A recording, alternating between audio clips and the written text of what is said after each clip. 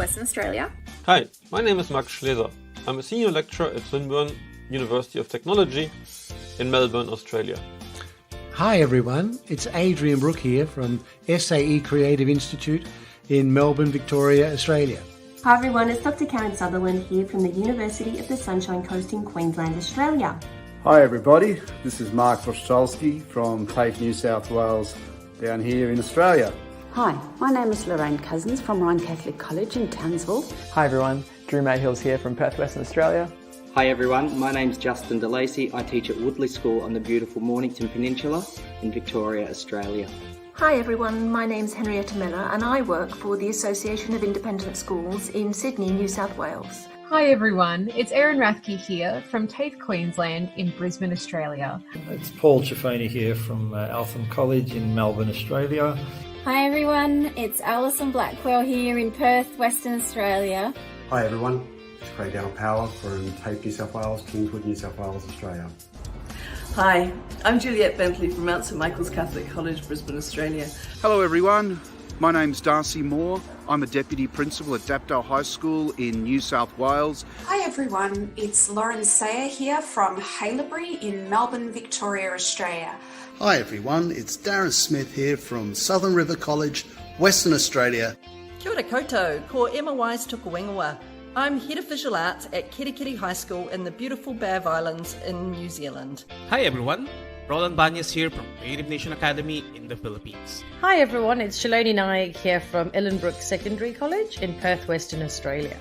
Hi everyone, it's Ross Johnson here from Tuggerah Lake Secondary College, Tumbiambi campus on the New South Wales Central Coast in Australia. Hi everyone, Joe Mark Bakiran here from Digital Creatives Philippines. Hi everyone, it's Michael Turner here from Mitchell High School in Blacktown in Sydney. Hi everyone, it's Mark Christie here from the Northern Territory Department of Education. Hi everyone, it's Bronwyn Wade Lewin here from Macquarie University, Sydney, Australia. Hi everyone, it's Dean Newton here from UNSW Built Environment, Sydney, Australia. Enjoy this year's summit.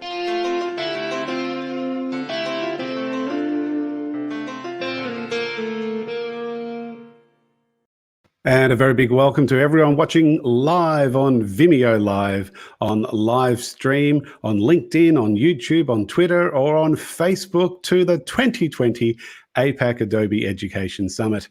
My name is Tim Kitchen, and I'm Adobe's Senior Education Specialist for the Asia Pacific region. This is day 2 of the 2020 Adobe Education Summit. Yesterday, we enjoyed a special event for Adobe education leaders where we had over 40 AELs from all over Australia, from New Zealand, from Japan, from India, from Jordan, and from the United States of America. Today is an open day for all educators, and we have had about 300 teachers register for this day from every state and every territory in Australia, from New Zealand, from Singapore, from Malaysia, from the Philippines, from India, from Japan, which makes sense because this is an Asia Pacific event. But we've also had teachers register from El Salvador, from the United States of America, from the United Kingdom, from Jordan, and from Oman, all with a common interest in enhancing digital creativity in their classrooms. I would like to especially welcome all of our Adobe education leaders and all the members of the new Adobe Creative Educators program. Also, a special welcome to my co-host for this morning, Adobe education leader Erin Rathke from TAFE Queensland in Brisbane, who many of you would know as my co-host on the Inject Creativity live show, which has been running for the last 31 Wednesday evenings during various COVID lockdowns. Hi, Erin. Hey, Tim. It's a thrill to be co-hosting the first ever totally virtual APAC Adobe Education Summit, and so exciting that we have so many teachers from all over the globe tuning in. Thanks, Erin. It is exciting. Also, a special greeting and thank you to Customer Success Manager, Jerry Wong. Let's bring Jerry up. A lot of people know Jerry. Give us a wave, Jerry. There we go. He's doing a lot of the techie things behind the scenes, along with William Spry too, who a number of you might know if you're an Adobe education leader, but he's from Wilcar Productions and he's helping us with the live stream going out through Vimeo Live and through live stream. So thank you, Will, for all your work. Now you guys can disappear because we're going to go on with the show now. Well done. Thank you very much. All right, Erin, what's happening?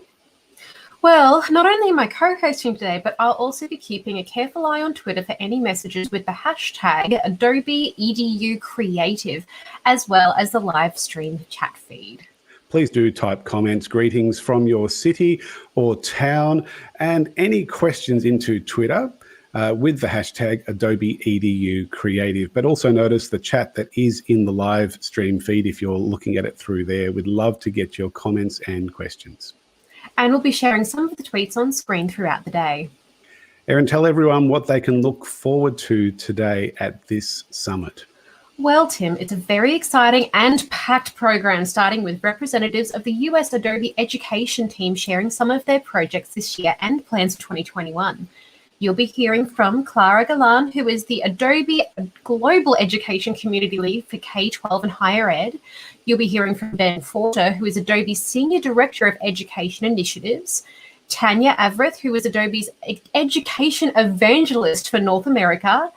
Matt Nimitz, who's the Principal Product Manager of the Adobe Education Exchange. Brian Johnston, who is the Adobe Education Curriculum Strategy Lead. Casey Trailbridge, Adobe's Global Education Programs Lead, and Gariba Babar, who is Adobe's Education and Skill Development Specialist for India. Those are some lengthy job titles. Yeah, and of course with Gariba in India, it's very early in the morning right now. She's probably still just waking up, so it's really great to have her on board a little bit later this morning.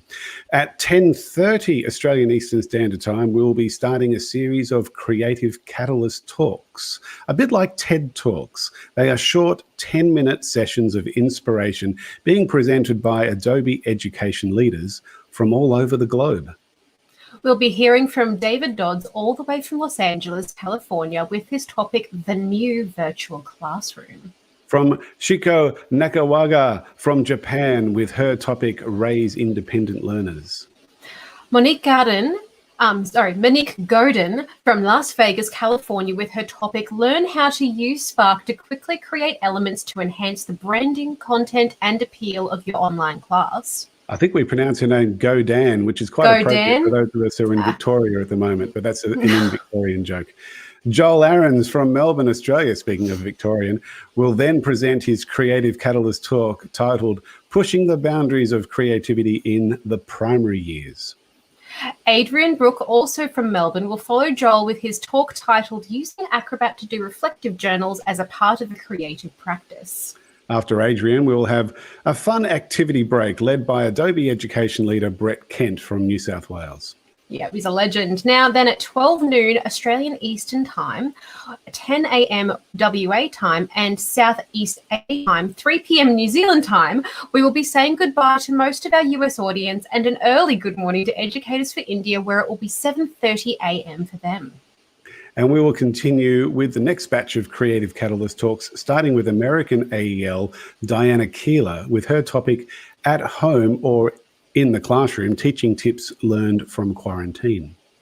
Following Diana, we'll be hearing from Dr. Max Schlesser, Senior Lecturer in Film at Swinburne University in Melbourne. Max's topic is Exploring Limitations as a Creative Opportunity. After Max, we will be hearing AEL Basu from India, from the Dean of Academics at Deramaya Abdani, you know I practice these names, International School in Mumbai, India, with his topic, Our Journey as a School During COVID-19. I'm sure we'll get forgiveness for both our mispronunciations, Tim. Adobe Education Leader Emeritus Chris Betcher from the Google Education team will be finishing off the Creative Catalyst talks with his presentation titled Always Learning. We'll be having a break after the Creative Catalyst talks because there's a lot of them there. And then at 2 p.m. Australian Eastern Standard Time, 12 noon for WA and Southeast Asia, 5 p.m. for New Zealand and 9:30 for India, we'll be moving to 11 sets of 1.5-hour workshops led by Adobe solution consultants and other Adobe experts. If you don't know what workshop you're doing, more information will be provided this afternoon. COVID-19 has been a major disruptor globally to just about every aspect of life, including how we teach, how we work, how we play, and how we live. Our theme for this event is Improving Education Following COVID-19, and much of what will be presented is focused on how we can do education better in the future based on what we have learned during COVID-filled 2020. We hope you enjoy the day as much as we will enjoy presenting it. And we've got a special video to play for you now. And this one was created by a number of our Adobe education leaders who just want to send a message to you all.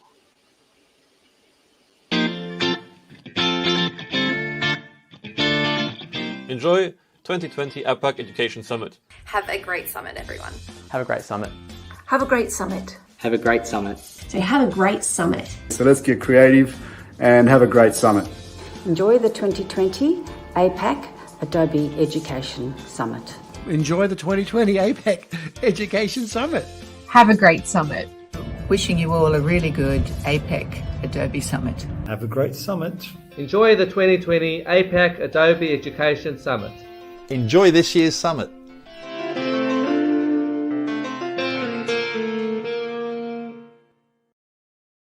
Now, Erin, we have a number of people who are watching us live at the moment who don't know much about Adobe, who aren't part of our community, who are just maybe interested and wanting to know a little bit more about how they can use the amazing Adobe applications in their classrooms. So I thought I'd play a video that a number of you may have seen before. It really highlights the fact that Adobe is not just now all about the high-end professional tools. They are still there. They are really important.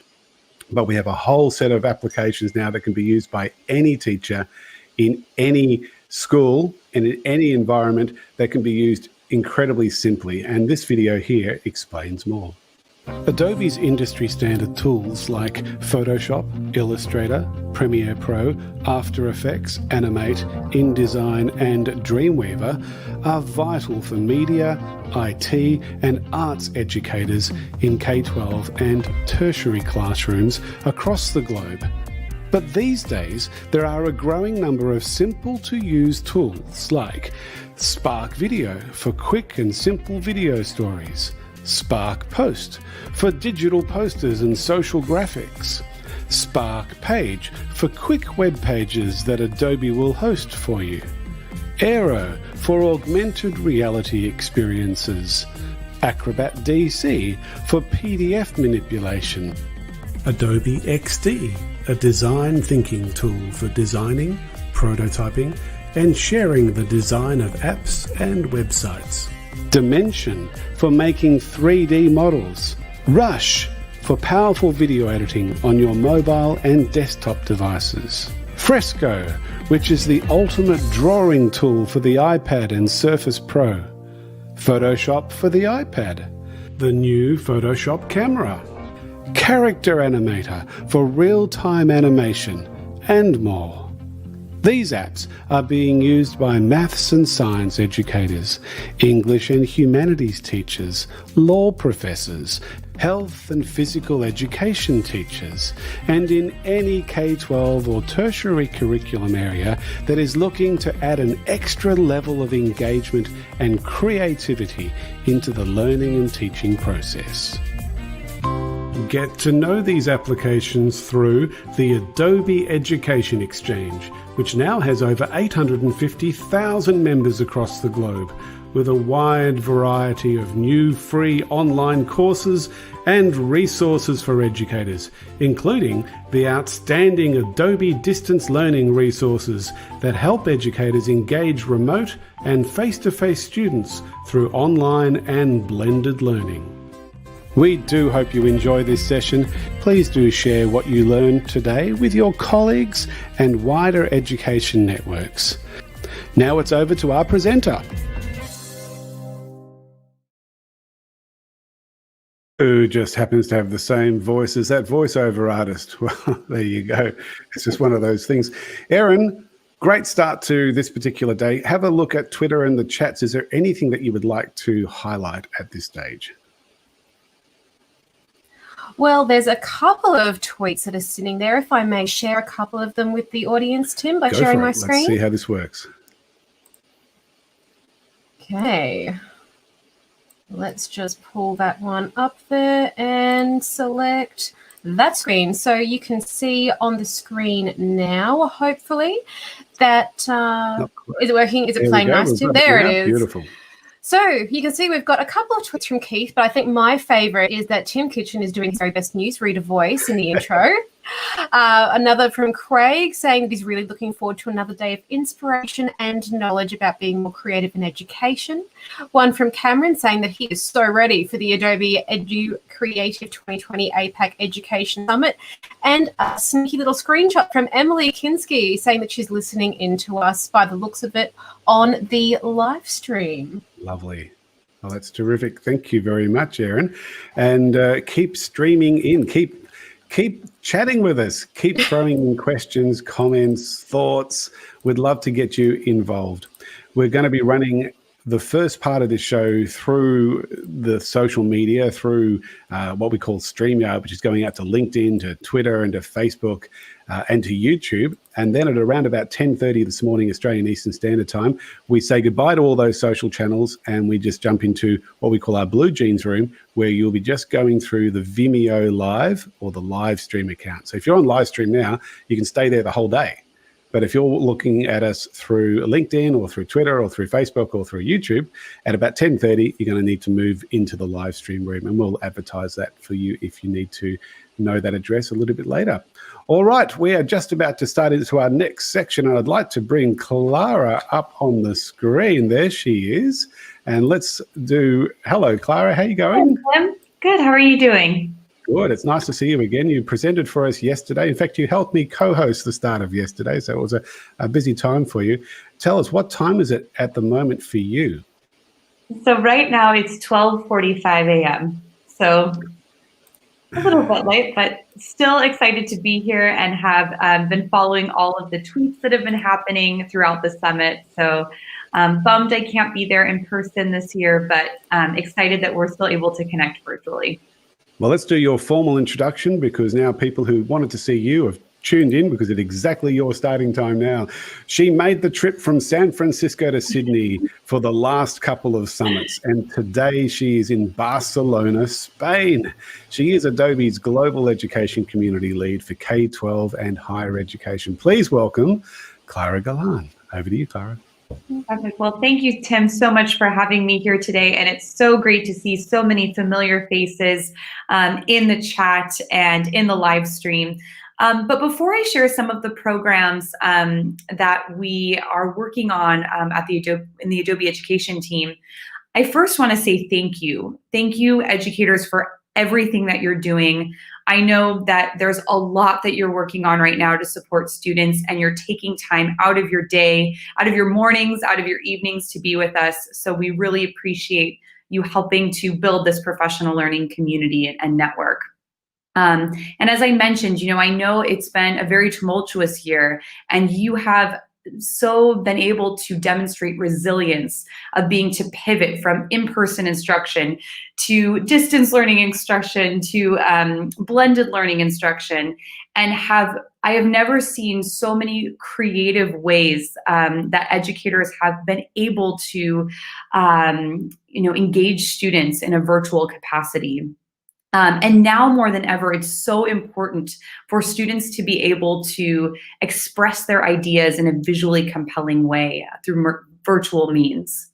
But here on the Adobe Education Community Team, our mission is to push education forward and empower every student to become a lifelong creator and problem solver. And we really see members of our community, like each and every one of you, as innovative education professionals who are joining us in this mission. We could not do this alone, and you are the experts who are working with students day in and day out. And although our team and some of my team members that you'll hear from in a moment are all former educators, including myself, but we really want to make sure that we're working with educators who are currently interacting with students, learning from them, seeing what works in one classroom and what works in another, and how we can pivot and really be able to impact our product roadmap to best support you and support the work that you're doing with students. So in terms of our mission, we really want to challenge education as it exists today, and especially in light of COVID-19 and everything that's been changing, and continue to improve it to better support student outcomes and success. And although we are a technology company and we do have tools to help students, really what we want to focus on is teaching and learning first. And all the work that I do on my team and my team members that you'll hear from in a moment, really our goal is to connect you, to build a professional learning network and virtual community of educators, to help you build relationships with students and help those students to elevate their voices and tell their stories in a visually compelling way. So again, thank you for everything that you do. You are so appreciated. And even when you're feeling isolated at home or in your classroom with new barriers in front of you, know that you have this community and we are better together ultimately to stay connected. So without further ado, I will share my screen here. So let me see if I can share that. Let's see, Chrome tab. Always great with a live stream, right? Perfect. So this is our Adobe Creative Educator program. And I know that many of you who are tuning in might be familiar with it, but I also see some new faces in the chat. So I wanted to make sure to share this with you. But echoing Tim's sentiments earlier, Adobe as a company has a lot of amazing tools for graphic designers and digital media instructors. And traditionally, we've worked with educators across the board, from primary and secondary and career and technical education programs to higher education faculty members teaching a wide variety of digital media subjects. But what we're seeing now is that creative problem solving, visual storytelling and creativity are applicable across all subjects. So whether you're teaching math or science or English, creativity is really important across the board. And we want to be able to help educators infuse creativity into their virtual or their in-person classrooms and really help equip students for success in the future. So Adobe Creative Educator empowers educators who inspire creativity for the next generation. It's for educators in every subject and grade, every subject area and grade level. So it's a badging program and online professional development program and global community.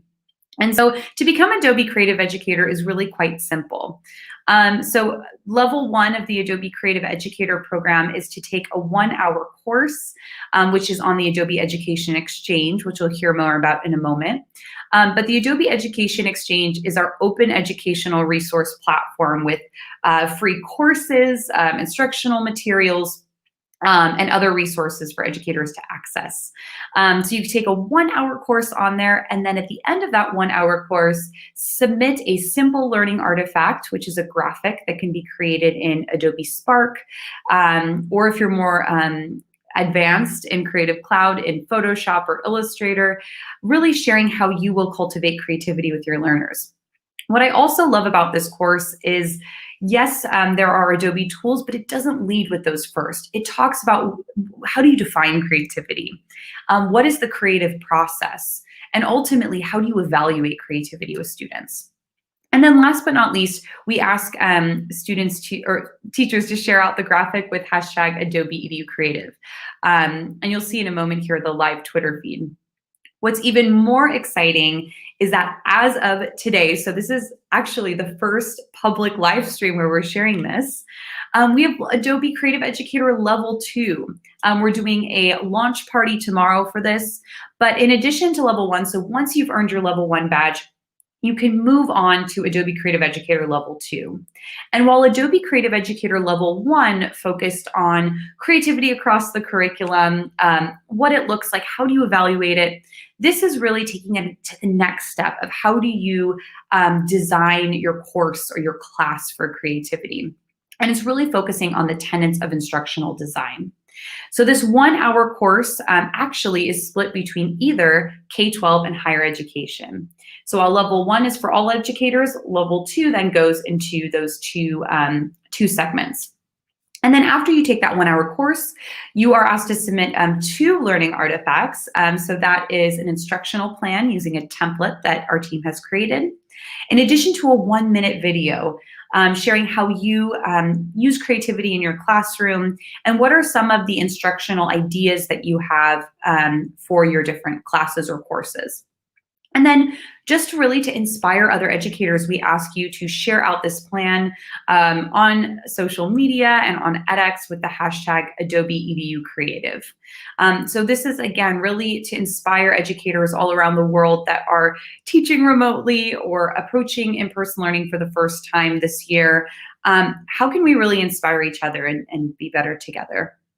And so encourage you to take a look at this website. We also have our Facebook group, our hashtag that you can see, as I mentioned, and our weekly live stream, which you'll hear about in a moment from my colleague Tanya Avrith that we do every week. And then I encourage you to take a look at these resources. If you want to lead a professional development session in your school, we have a ready-to-go toolkit for Adobe Spark. We also have these digital creative process cards that go through the design process of define, create, and reflect that you can share with students virtually or in person. We have an interactive poster and then distance learning resources that are updated on a weekly basis by my colleague Brian's Johnsrud and team, who you'll hear from in a moment. So I encourage you to take a look at that. And I know I'm short on time, so I'll go through this quickly. But this is also our Adobe Creative Educator crew, which are a group of 40 thought leaders that have helped us to launch this program. You'll see some familiar faces from the APAC region in here. And then again, we encourage you to join in the conversation. What's amazing is if you share out with the hashtag Adobe EDU Creative, it will show up on this webpage. So you'll see all of these amazing tweets coming in. Oh, I see Juliet Bentley here, and many other educators who are sharing. So you can see you have our launch party, and then our partners here, which are helping us to launch the program. And then really quickly, I'll share 2 more things. So I'll share my screen one more time and go to a different tab. Let's see here. But as I mentioned, we have our launch party tomorrow. So it's at 8:30 a.m. Pacific time. But I know it's a strange time zone a bit for APAC, so we will be recording the session. It will automatically go up live on our channels and be recorded on YouTube, Twitter, and Facebook.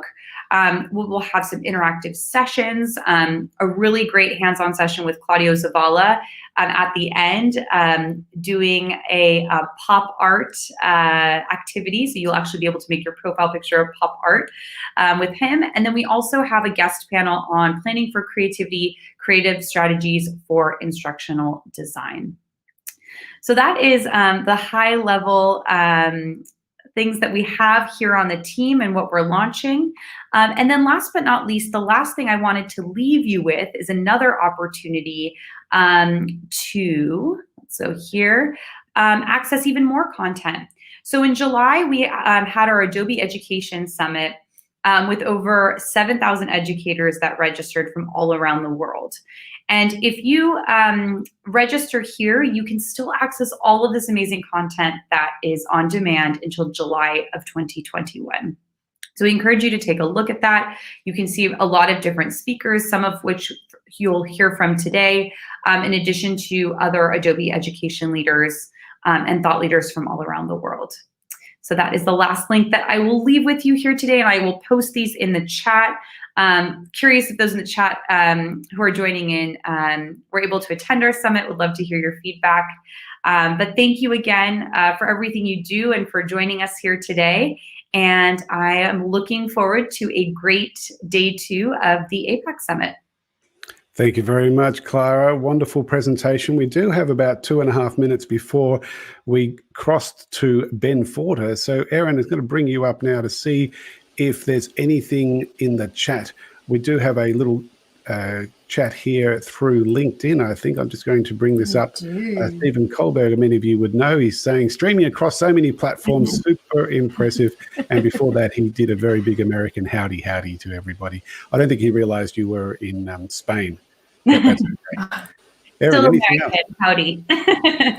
Well, actually, I will just quickly share my screen. In the Twitter feed, we do have a comment from Keith Heggett, who said something that I think about is the relationship between critical thinking and creativity. It's central in the Australian curriculum, but not, I think, well explained. Does one lead to the other? How do we as educators encourage this? Anyone got any thoughts? Well, we could spend the whole day on that one. We absolutely could.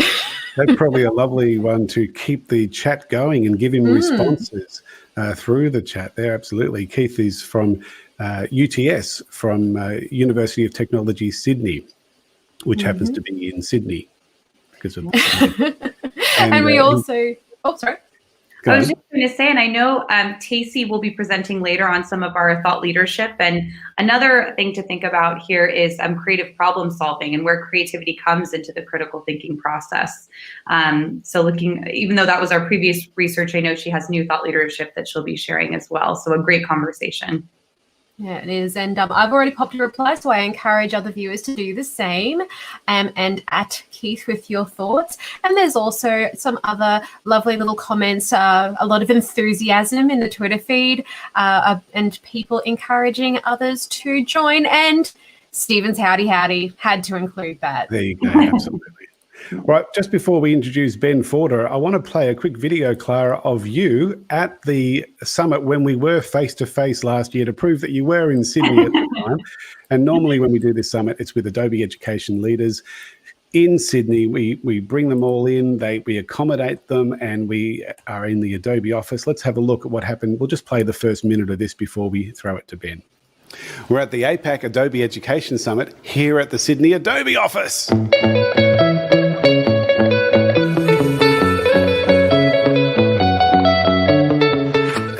Welcome to the APAC Adobe Education Summit. Thanks for coming all the way from America to join us. How are you feeling? Feeling great. It's been an amazing, inspirational day, and I'm so excited to be here in Sydney. So this morning we heard from Casey Trailbridge, who leads our education community programs at Adobe, and Matt Nimitz, who is the product manager for the Adobe Education Exchange, which now has over 700,000 educators on it. It's amazing, and just under 100,000 in this region of the world, which we're so proud of. And of course, Clara, we heard from you as well. What did you present? This morning I presented about all of the different activities we've been doing on the Adobe Education team. We've had 9 different conferences this year internationally and 4 different summits here in Adobe offices across the world. So it has been a great start. And then we saw some amazing Creative Catalyst talks. This morning we heard from Adobe Education leaders Craig Dalmayer-Power, Michelle Dennis, Trevor Maletsky, and Eden Carey. After morning.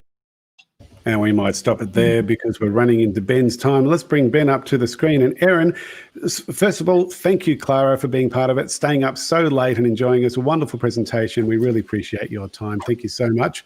Well done. Erin, can you please introduce our next presenter? No worries, Tim.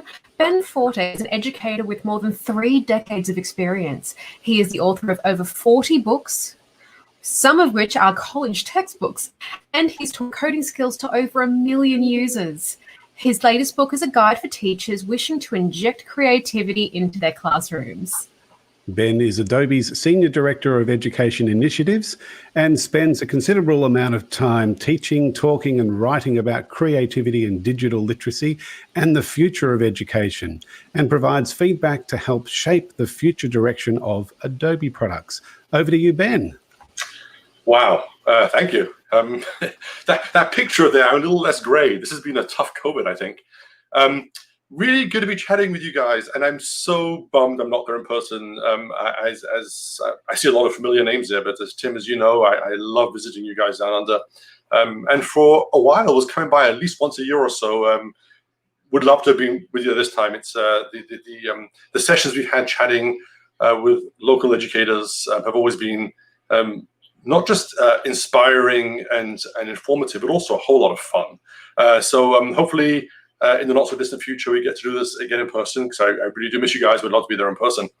I want to pick up where Clara left off and talk about what our team does and why. And so as you heard, we're part of the Adobe Education team, and you've met Clara. You'll be hearing more from the team as well shortly. We're the team whose job it is to basically do this, to build a relationship and help educators do this job that is so utterly important and so utterly critical. I'm not going to tell you on all the important reasons why creativity in the classroom is so important, because that's been talked about over and over again, and it really is critical. But I think it's important to understand that while life has changed dramatically over the last half year, it's also created new opportunities and kind of forced us to think about doing things differently. And I had a kind of a light bulb moment myself recently, a few months ago. So yes, I work for Adobe full time, and I do a bunch of other things, but I also teach. I still do teach. I find any excuse to spend time in the classroom when I can. I live in the metropolitan Detroit area in the US, and I teach robotics and programming to high school students, so US grades 9 through 12. And something fascinating happened when suddenly we went into lockdown and we had to leave the classroom and try to work at home. Robotics and programming is a little tough to do when you don't have a lab. And so suddenly the students didn't have access to their equipment and machines and all the computers they were using and 3D printers and so on, and had to adapt and use coding online. And something that should be really obvious but was interesting to note was how different students reacted differently. And there were some who excelled in the classroom in that environment where they could have access to all this equipment, they could interact with each other and help each other and so on. And then when we went offline and they were kind of by themselves staring at a screen, they felt lost and not that engaged and really hard to work with. And I had other students who in the classroom were kind of overwhelmed sometimes by all the noise of machinery and hustle and bustle, and kind of was almost struggling. And suddenly offline, working on their own computers behind a screen, are flourishing and doing work I'd never seen them do before. And it was an incredible reminder that no two students are alike. And our job as educators is to nurture what that child does best and help them find their voice and their way of learning. And it is not one size fits all. And when you hear us talking about creativity in the classroom, that's exactly what we're talking about. We're talking about giving young people their voice and a way to tell their story in a way that's meaningful and resonates and is of value. That's what creativity means. Often when you hear us talk about creativity, people instinctively talk about using Premiere and After Effects to do very creative things in videos, and Tim will do that. Tim loves playing with those tools. And that's great. That's really creative, but creativity applies everywhere. And I've got to give a Sir Ken Robinson quote, because he's my mentor of sorts in this space. And we just lost him recently, which is a huge loss to the education community. But Sir Ken would regularly remind people that education is not just in any particular disciplines, but in all disciplines. And what it really is having the process of having ideas that are original and of value.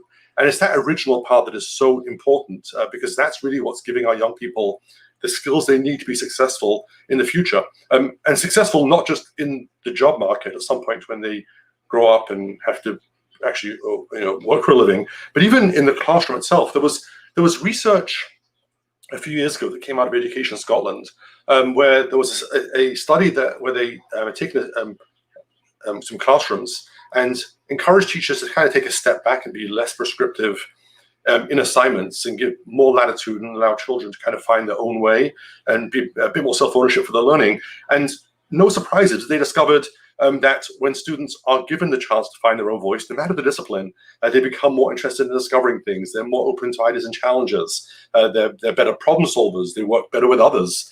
They become more effective learners, and they have greater ownership of their own, all things that we actually want. And so this is a way to improve short-term education outcomes, in addition to actually helping them prepare and plan for their futures as well. And we see our job is to help you do your jobs, right? Our job as Adobe, as a creativity company, is to give you, as educators, the tools you need to be able to do this incredibly important job, which has become even more difficult and important right now, to help prepare the next generation.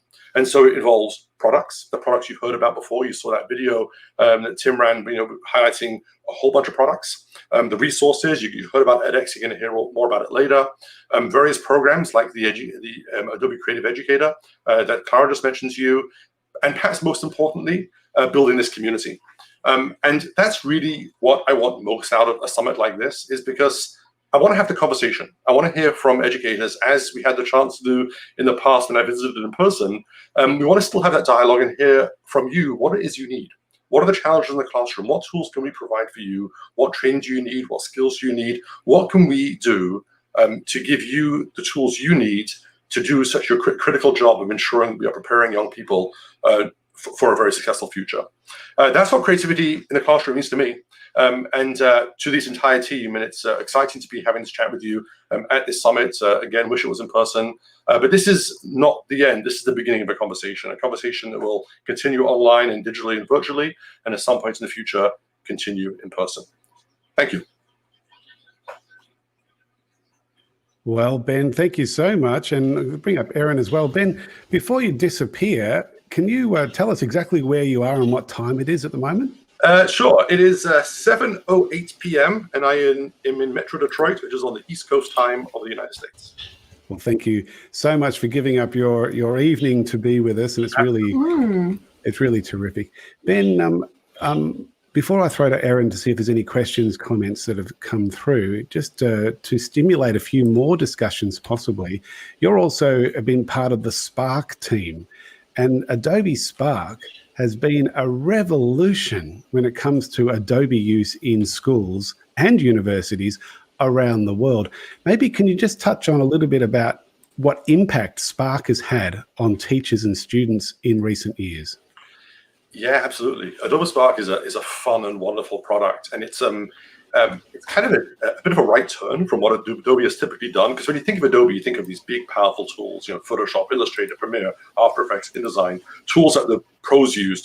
There's not a movie poster or book or magazine or anything out there that isn't somehow using those tools. But a while ago, we took a step back and tried to understand what would that creative process look like with a much greatly simplified workflow, where when you're looking at a tool, you don't see lots of toolbars and empty panels and have to start getting out YouTube videos or books, which used to be popular, but now less so. And actually just be able to create and create content right away. And that experiment became Adobe Spark, where it's a simplified product, but it doesn't simplify the output, right? Often with younger people try to create simple tools, and simple means dumb it down for them. Our young people nowadays don't want dumbed down. They don't need dumbed down, but they do need a different workflow. And so the content you create in Adobe Spark, be it a video, an image, a web page, is just as beautiful, just as gorgeous as it would be in the Pro Tools. But you've gotten there with a greatly simplified workflow, and it does less, obviously. To get there are constraints and there are limits to what it can do. But what it does beautifully. And as such, it's been really popular all the way up and down the academic chain. We've seen preschoolers creating videos on the fly, all the way into college students. And it's absolutely wonderful. And the learnings from the Spark experience are starting to impact the broader Adobe, to try really think about how we empower far more people to find their voices and be creative. So Adobe Spark is wonderful in and of itself, but the learnings from Adobe Spark have been really important for us as a company to see.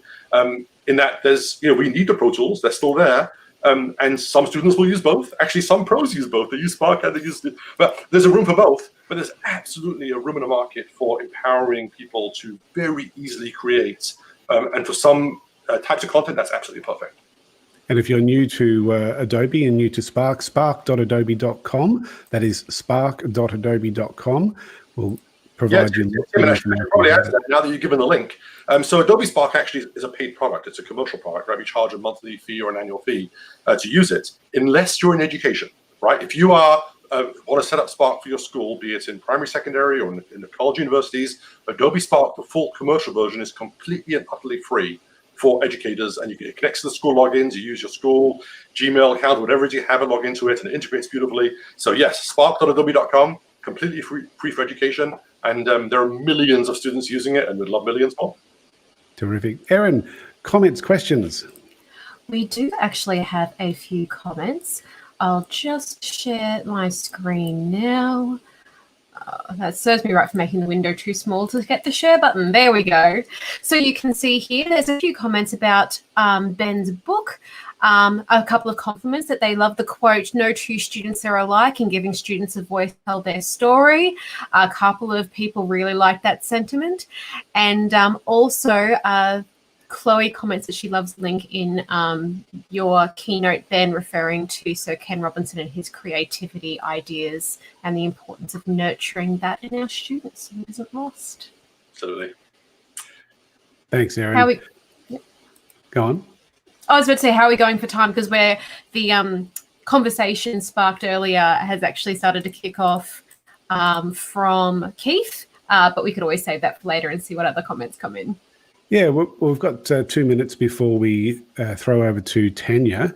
So I might bring Tenure up on the screen anyway, and we'll welcome her formally in a couple of minutes. Hi, Tenure. How are you going? Hi, I'm great. Thanks for having me. And where are you? Where are you, and what time is it now? So I'm also on the East Coast in the U.S. I'm in South Florida, and it's 7:13 p.m. Terrific. And a very respectful say hello to Ben, because he's your boss, right? Hey, Ben. He's the best boss ever that I've ever had, hands down. And I'm not just saying that. She's only saying that for thousands of people watching. She has to say No. How do you not love working for somebody that believes what Ben believes in education? It's amazing. Yeah, it's and terrific. walks the talk as well. I was taking Ben around a school in Sydney a few years ago, and we walked into the school and we met one of the IT guys, and suddenly his mouth dropped and he went weak on the knees and he said, "Is that Ben Forte, the Ben Forte?" And he turned around and he grabbed a couple of Ben's books. He said, "I've learned everything I know about cold fusion because of you, Ben. You were my guru." And I thought, well, there you go. Yeah, that's why he keeps coming back.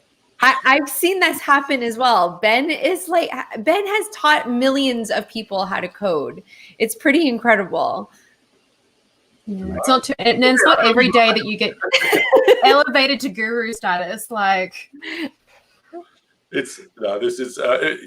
do remember that, Tim. That was fun. It was flattering and humbling as well. And it's wonderful to be able to have that kind of impact on that many people. I actually remember another event, Tim, also in Australia. We did an event where we were talking to students, and then afterwards there was an exhibition area, and there was a gentleman who had a stand, came over and said he had launched his entire company based on stuff that we had taught him. Remember that one? So yeah, it's wonderful to have those experiences, and it just reminds you that the work we do isn't just work; it really has an impact on people's lives.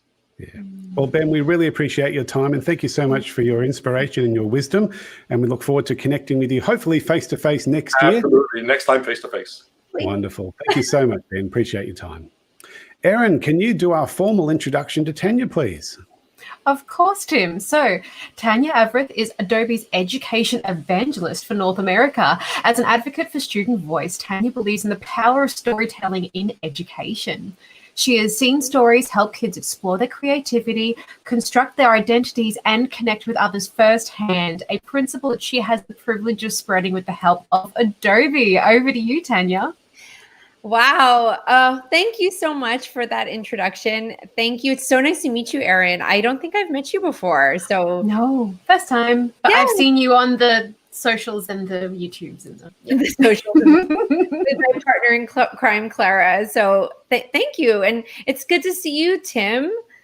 You too, Tenure. And I believe you wanted to have more of a conversation. Now, Erin didn't know this, but I'm going to keep you up on the screen, Erin, just to help contribute to the conversation and also throw in anything that comes from the chat out there. Okay, multitasking hat on.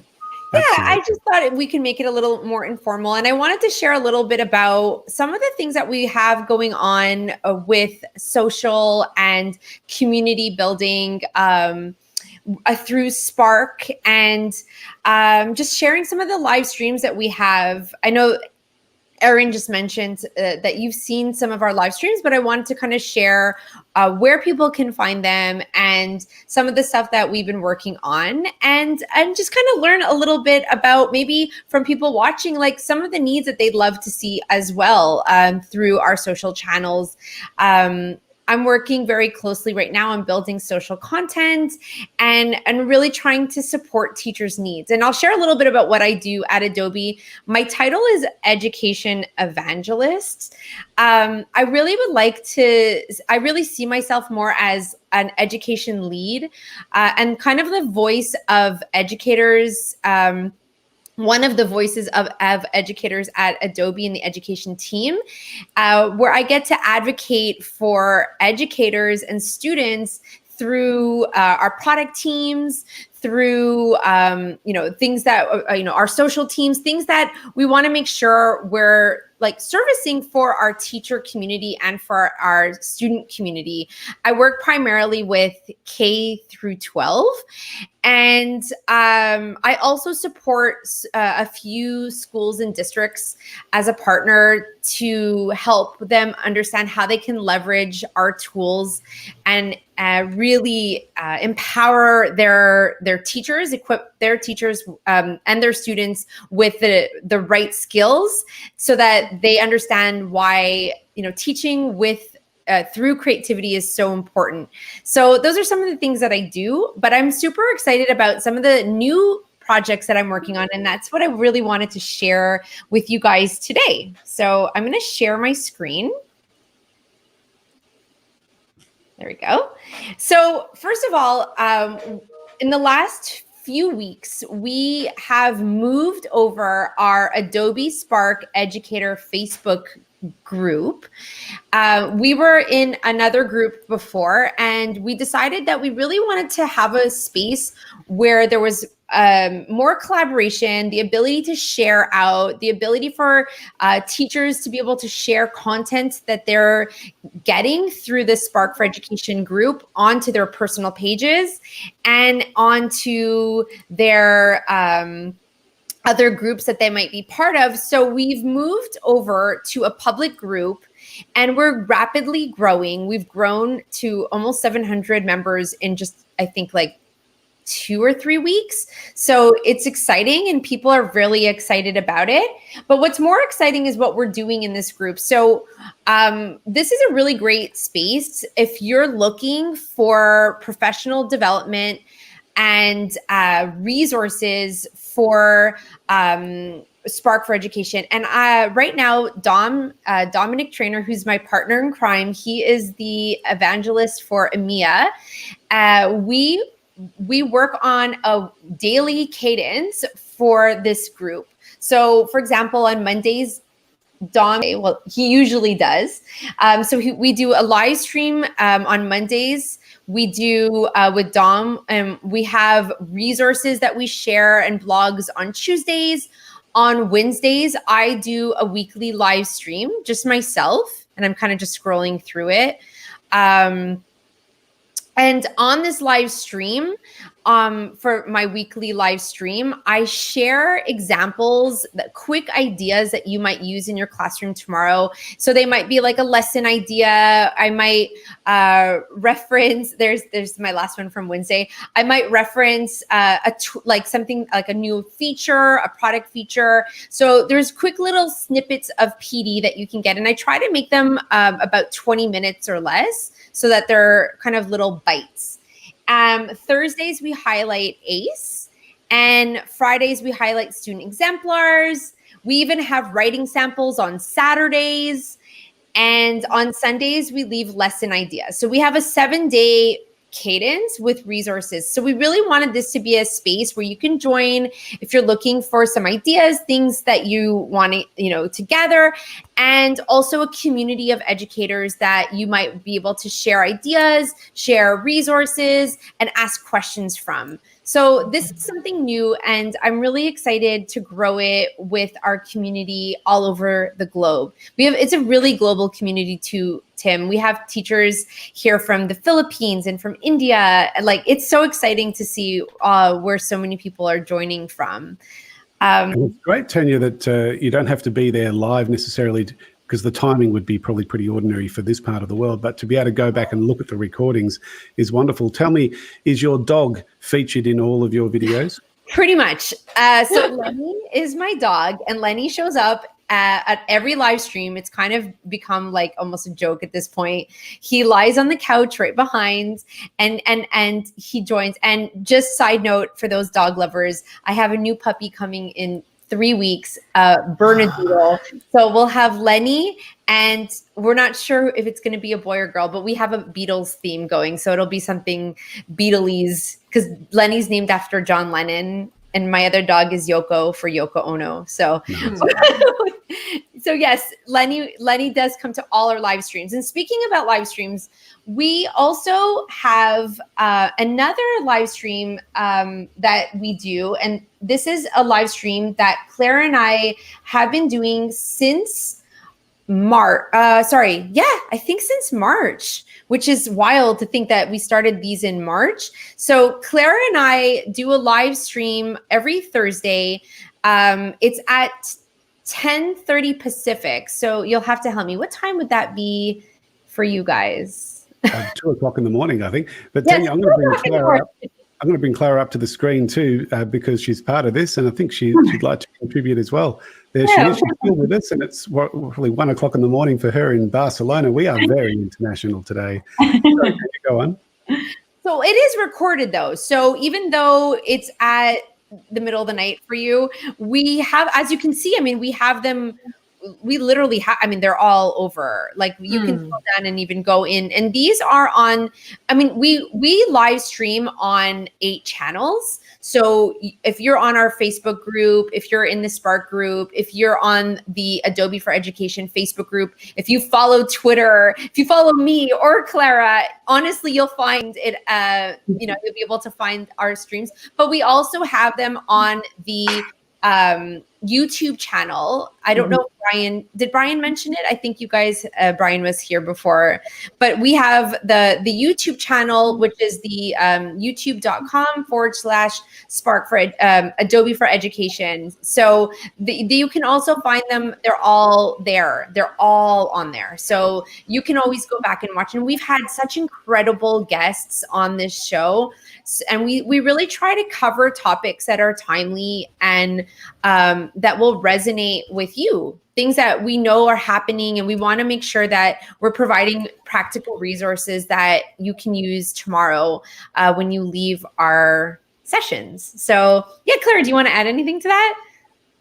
No, I think you've covered it. It's a great opportunity to connect every single week, and it's the highlight of my week. It's so much fun, and we get to tune in live with everyone and just have a different guest and hear a different perspective. But it's incredible to see how, even though we may feel very alone in the problems that we're tackling, they're more similar than we may think. But then there's other perspectives and other strategies for overcoming some of these obstacles we're approaching that we might not have thought of before. So it's really insightful in terms of the different people we interview. It's very true. A lot of our Adobe education leaders do feel a little bit alone at their school because they are the single kind of evangelist, in a sense, for their school in terms of not just Adobe, but IT in general. Now, that is changing, but it has been the case for many years. And so it's lovely to be able to support those people. And it's great to have such a wonderful and energetic bunch of people that are putting content like this out there, because often the big problem with onboarding new staff and new colleagues and even sometimes students is because they find things intimidating that are new or unfamiliar, or they look at the finished product and they go, I don't see how I could do that like you can. And once you actually can get the traction and get the creativity flowing, people really, the surprise that people experience as to how beautifully they can take what's in their heads and push it into something that's real that they can share and they can put on their social media or they can play for their families. It's incredibly humbling to watch that light bulb moment, isn't it? Oh, absolutely. I think that being able to work within a community and to feel like your work is going to be seen and that you also can feel supported by your peers is really important. And I think it's more important now than it's ever been. I think it's always been important, but I think that there's just so much that teachers are dealing with alone or they feel so alone. And I think having a community of caring, like-minded educators that you feel like you are part of a tribe in some way is so important. And that's why we're here. I mean, that's why so many teachers join these groups, is because they're looking for support, and they're looking to be able to have questions answered. And I mean, I manage another group, and we, in this other group that I also, this Facebook group, over the summer, I think we had like 5,000 people join, and I've never seen that kind of growth. And it's really come from a space where like educators are now in a new territory that they've never had, for some that is very new. I mean, this is new for everyone, even experienced techies. So like, this is super important for us. I mean, I work on this team with Clara. I consider myself part of the, evangelism/community team. And our philosophy is really around like listening and loving, and like making sure that our community feels valued and heard and cherished. And that is like, for me and Clara, I know that's our number one priority at Adobe. And that's why we're such a great team. I mean, our whole team is like that. Dom is like that. Ben is like that. I know you're like that. Like, so this is very important to us. And so we want these spaces, and we don't want to have 1,000 spaces, but we know we want to be where you are. So these communities, like these streams, these spaces are really a place where we can get information out to you. So like when you're going to hear about edX, and you're going to hear about, ACE, and you're going to hear about all these different places, we can at least have one hub where we can communicate with you. And that's kind of a big plate, a really good space where we can do that. We also use the hashtag Adobe EDU Creative. I know that you had that, going underneath before. That space is sacred for us. That's a really great place on Twitter for educators to connect, for us to be able to celebrate you as, and really for you to follow and learn about all the other amazing about the other amazing educators in our community. Well, Tanya, thank you so much. And I'm glad you mentioned edX, because we're about to bring up Matt Nimitz, who's the manager of the Adobe Education Exchange, which is edX. So many different acronyms, so many different things to understand, especially if you're new to Adobe, but it's all really good. So just dip into what you think you can. Clara, any last little comments from you? No, thank you so much for having us today, and enjoy the rest of the summit. Looking forward to seeing you beyond the summit and some of our live events. And Clara, it's time for you to go to bed. It's 1:30 in the morning. No, I'm sorry. I just want to keep reading until Mind you, in Barcelona, 1:30 in the morning is probably just around dinner time. It's time to go out now. Bye. Do big breaths and caffeinate. You'll be fine. Tanya, thank you so much. Thank you for having us. Thank you. No problem. Terrific. Thanks, folks. Let's say goodbye to Tenure and say goodbye to Clara. We've done that. Terrific. And Erin, can you please introduce our next guest? Well, Matt, is it Nimitz? Nimitz. Nimitz. I knew I was saying it wrong. Matt Nimitz, my apologies, Matt, is driven to inspire, engage, and connect communities through amazing learning experiences. So Matt founded and leads the Adobe Education Exchange, the first community platform for teaching and learning Adobe applications. Through years of trial and many errors, Matt has grown the Education Exchange to equip hundreds of thousands of educators with the skills and resources they need to help their students be more creative. And my personal thanks, I love the Education Exchange. Matt, over to you. Thank you, Erin. It's nice to be here. Thank you all for giving me the opportunity to speak today. I'm sitting here in Atlanta, Georgia, and it is 7:30 in the evening. So I'm actually in the same time zone as Tanya. But it is cool to see folks from all over the world here. And it's always a pleasure for me to have the opportunity to speak to my friends in the Asia Pacific region. I've had the opportunity to visit the region a few times through my work, and always a highlight to talk to folks down there and see how you all are using our tools in such amazing ways in the classroom. And so as Erin and Tim mentioned, I work on the Education Exchange. I'm going to share my screen here. I'm new to StreamYard, so just down the bottom, you see a share screen button, and hopefully that'll all just come alive. I'll click on to add stream, and there we are. We're in business. Awesome. me see if I can.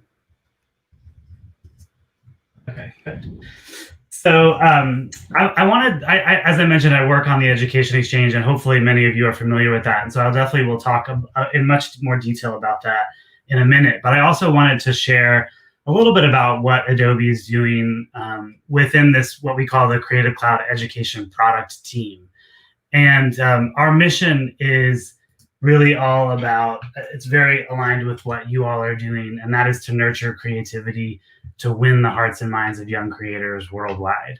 So you've already heard today about the various ways that we're doing that, the different programs we have across community, across thought leadership and curriculum and other areas.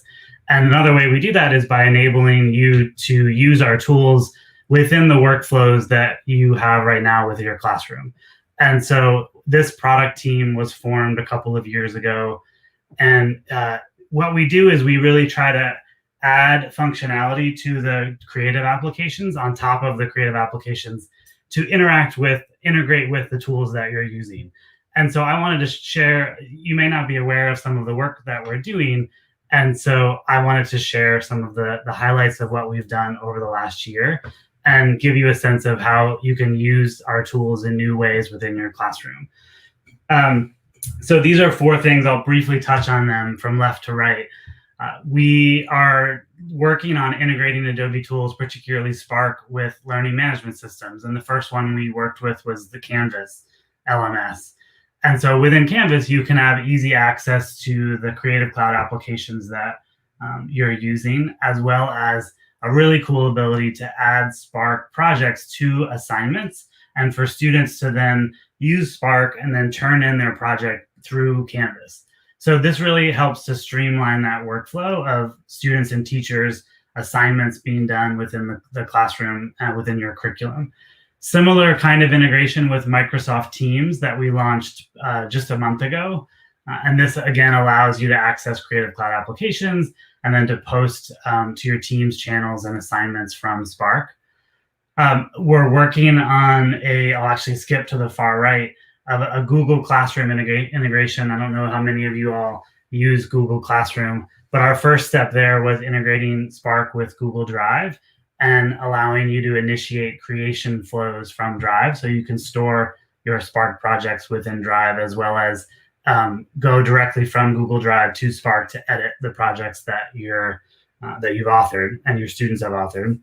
And then the last thing is OEmbed support. I don't know if this is a bit technical, but OEmbed is a standard protocol for embedding digital media within other applications. And so we now are supporting that protocol. And so that allows you to embed Spark projects, video, post, and page within OneNote, Flipgrid, and then any other surface that supports the OEmbed protocol. So this makes it really easy also within the Microsoft universe for students to be able to add their work within the OneNote and Flipgrid environments. So again, these are just a few of the things that we're working on or have worked on over the last year. And I'll just reinforce that this is part of a relatively new initiative at Adobe, where we're really thinking about these workflows that you educators are using within your classroom and how we can make that more efficient, more easy, more embedded within the tools that you're using day to day. You can find out more information about all of these projects on the Adobe blog, where I know we have published a blog post about each of these, where you can learn more about how you can get access to them and turn them on so you can start using them. And we hope that they're valuable to you. Please share feedback.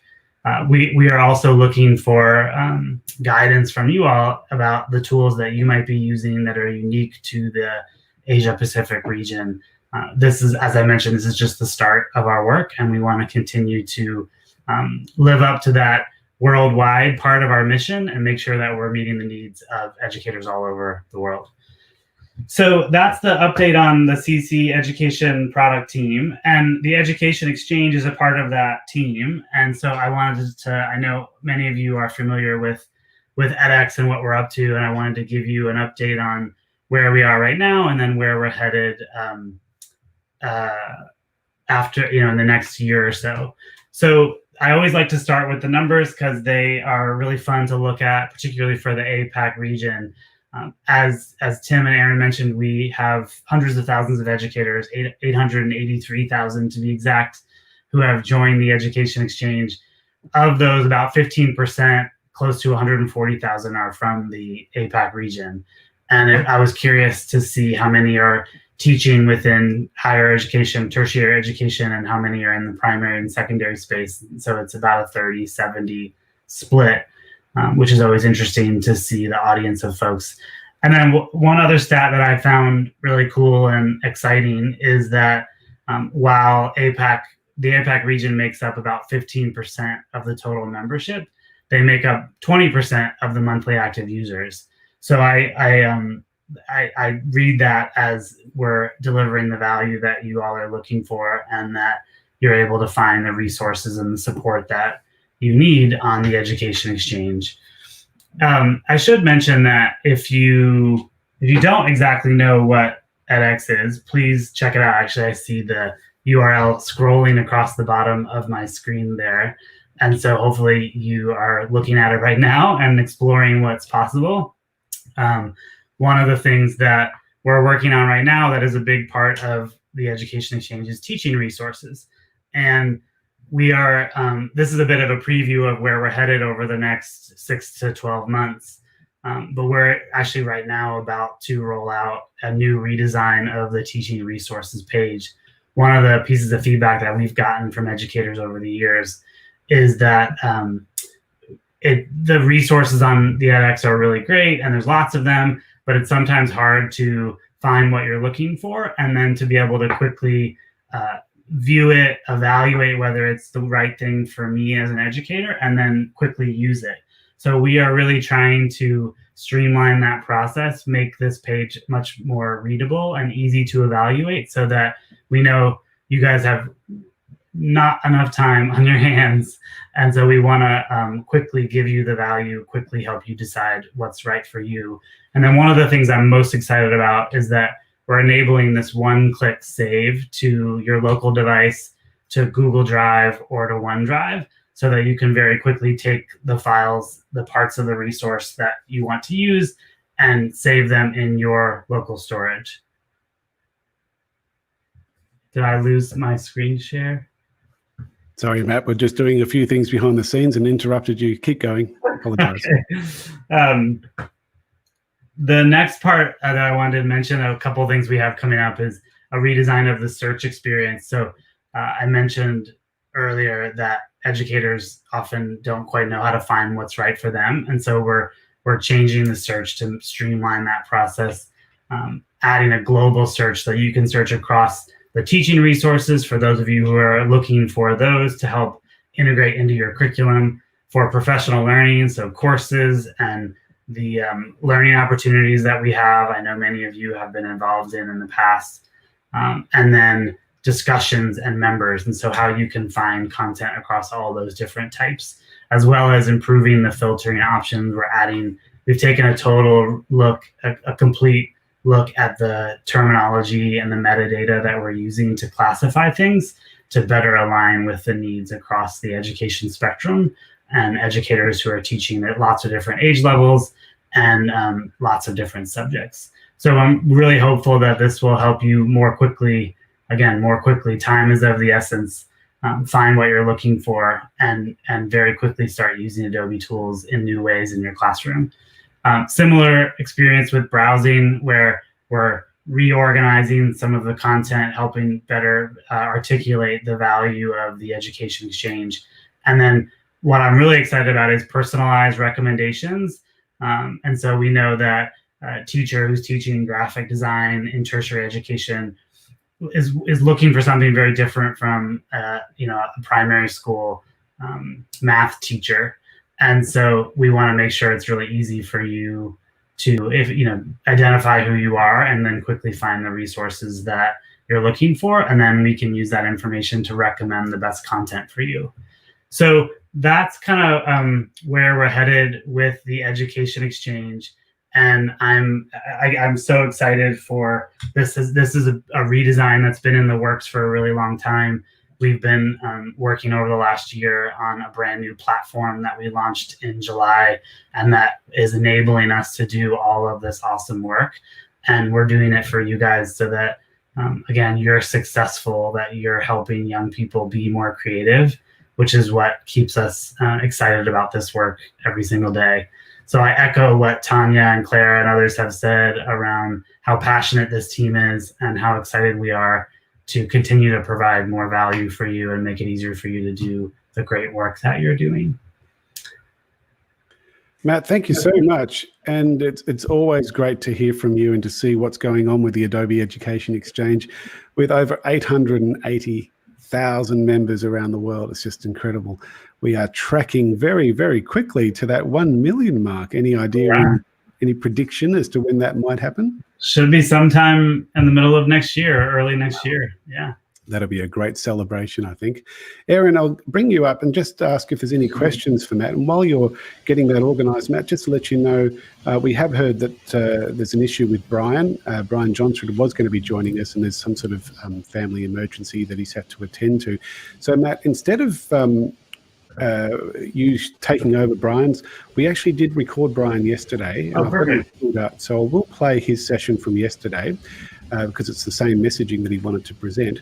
But if that doesn't work, or if there's some issue, then Matt and Casey are ready to fill in and fill the gaps for that session. Erin, any questions, comments for Matt? Well, we actually do have a question and quite a few very kind comments. So I'll just pop that up on the screen there. Someone has asked in the chat, is PSD export coming to Spark, please? I think that was a question for Ben, probably, Erin. Yeah, because Ben is the Spark team. Yep, so that's one question that came through. So we can let people mull and ponder about that one. And lots of very kind comments about Matt and his work with the Education Exchange, and about the warmth and the amazing groups that have come together in the Edu Exchange and through all of the networks that Adobe have established. So that's really been lovely. No specific questions for you, Matt, right now. Okay. I'm loving Joel's comment here. I belong to several IT education networks, but without a doubt, the Adobe education community is the warmest, most welcoming, and most valuable network I've ever been a pleasure to be part of. That's wonderful. Thank you, Joel. It is so lovely. Fellow And we have a little bit of a continuation of that conversation on the Twitter feed. Did we want to take a moment to look at that, Tim, while you queue up Ben's recording? Yeah, just maybe 30 seconds. That'd be great.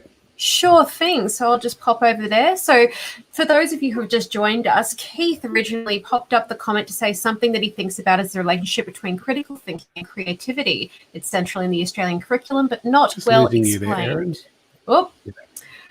Does one lead to the other? And how do we as educators encourage critical thinking and creativity? So Stephen Colber has added to the conversation and said, to me, critical thinking would precede creativity, roughly speaking. I've just been reading about critical thinking as discipline specific, so it's something that can be modeled and explicitly taught. Creativity is a different kettle, though, still working on it. So I've added a couple of comments in there, but if anybody has anything they want to contribute, it's all sitting under the hashtag Adobe EDU Creative. So please jump in there and join in the conversation. It's great to see such amazing conversations like that happening in conjunction with this event. I applaud you all for taking on these big, challenging questions. It's awesome. Much better than saying hi. So we do appreciate people saying hi as well, but yeah, it's definitely put your thoughts in there. Remember, there is we thank each other for our thoughts, and as long as we keep the conversation respectful, any conversation is good and is going to move everything along. So that's fantastic. All right, so Brian apologizes for not being able to be with us, so we're going to cut to his recording from yesterday. I would have already done the intro, and so we're going to be just seeing the end of the intro and into Brian's session. Matt and Casey, stay tuned just in case we have an issue, and hopefully this will just work beautifully. And here we go.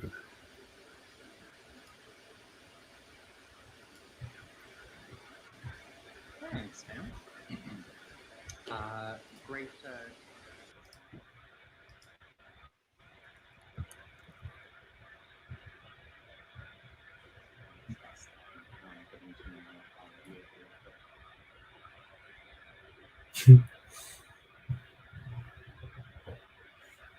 That didn't really work at all, did it?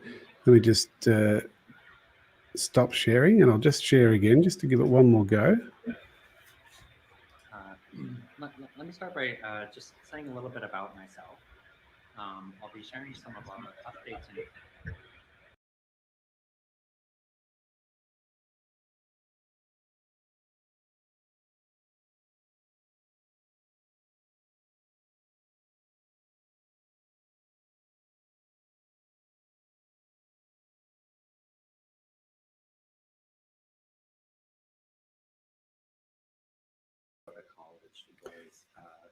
I'm just going to pause that presentation because it seems I can see the audio is really low on this end.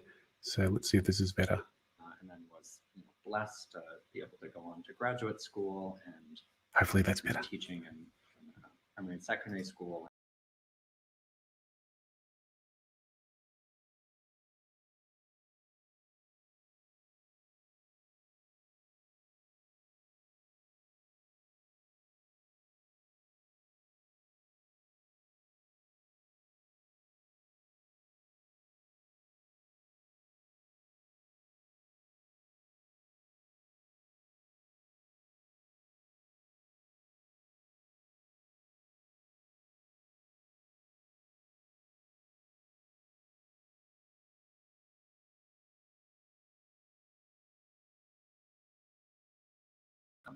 There's time in the chat and elsewhere. I'm getting messages from people saying there's no audio at all, and I'm getting some that are saying it's very low. It sounds like we're not going to be able to play this. I need to be on screen too for the audio to work. Oh, okay. All right, let's give it a go and see if that works. To dig in a little bit more. But I have two slides about what's been new and upcoming, because some of these things have been rolling publishes on the curriculum side. So first of all, as I'm sure many of you know, back in early March, we wanted to rapidly respond to this new world of distance learning, which we knew for some schools was completely online, some version of remote, hybrid, or flipped for many other schools. So Adobe wanted to show up and be there to support. And so early in March, we created the Distance Learning Resource Hub, which we continue to add to and create new curriculum. Just today, we published, I really wanted to reach 99 or 100, but it was 96 new resources just today. So we add at least 25 new resources every week. And what that looked like today was we had about 25 resources all about Acrobat. So tutorial videos, how to highlight and edit PDFs, as well as K-12 and higher ed activities. But we also publish projects, board activities, full curricula, tutorial videos, live streams for educators, and a lot more. So we'll be continuing to be updating that throughout the year. As Claire mentioned earlier, we also decided to launch our own dedicated Adobe for Education YouTube channel. So we did a soft launch and really iterated on what the style and format should be earlier on in the year, and then formally launched it in June. And the intent of this channel is in part to make us more discoverable for educators who are either Googling or going on YouTube looking for tutorial videos and make them easier to find. Also to create an archive of all of the videos that we make, because we do have a lot of great videos in our courses and elsewhere. And so we wanted to have a one-stop shop where you could search for and find them on the channel or find them in playlists. And so, for instance, every video that's on an edX self-paced course, you can find that same playlist on our YouTube channel and all of those videos.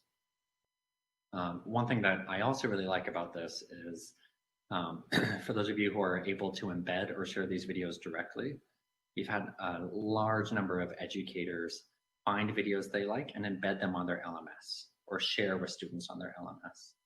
There's also just a trusted hub where you can find videos that are directed for students or educators.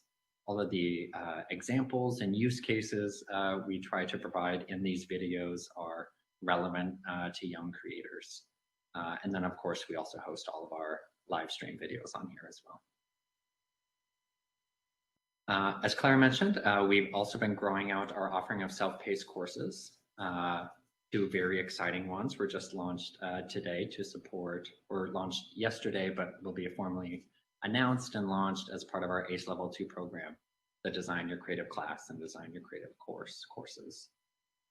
And as Claire mentioned, the intent to switch to self-paced courses was, in large part driven by feedback we got from educators who loved when they were able to attend the live classes, but the timing didn't always work. Or we would have to say, we have that course you're looking for coming up in 4 months. Or actually that course just passed a couple months ago, we'd hope to offer it again next year. So in part, we wanted to create more of this content that was on demand and available. That also allows us to start creating some customized courses because they're not all one-offs. As Claire mentioned, we have our first version of a course where we've split it into 2 different tracks, a version for K-12 or primary and secondary, and a separate version for higher ed, where we really specialize all of the examples, use cases, and testimonials for those different groups. And the other thing that we wanted to make sure that we keep in our self-paced courses is the badging, the individual assignments that you submit, that we evaluate, and then we issue a badge and certificate, including for professional development. We've also been doing some really exciting things with partners. So some of you may have seen our Con and Create activities, where we took 42 lessons, including lessons from Pixar in a Box storytelling unit on Khan Academy.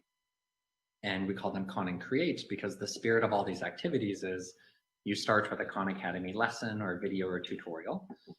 And then rather than just demonstrating your knowledge on multiple choice, which Khan Academy supports, you can open up an Adobe app. In this case, the first batch were all Spark, and then create something to demonstrate your knowledge.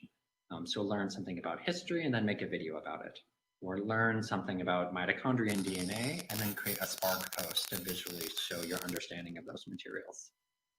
So in part, to enable students to be creative and collaborate, also to make the learning more engaging, and also to sort of deepen their understanding of the subject matter. We really fast-tracked those and published them in April, sooner than we had planned, and we made them direct to students, meaning as soon as you open up the activity, we're talking to your students, we're giving them step-by-step instructions and the tutorials that they need to make it simpler with distance learning so they don't have to be run as live activities with students if your ability to connect is limited. We also launched a very exciting project with Better Lesson that you'll hear about more later this week with our first cohort of what we called Adobe Master Teachers.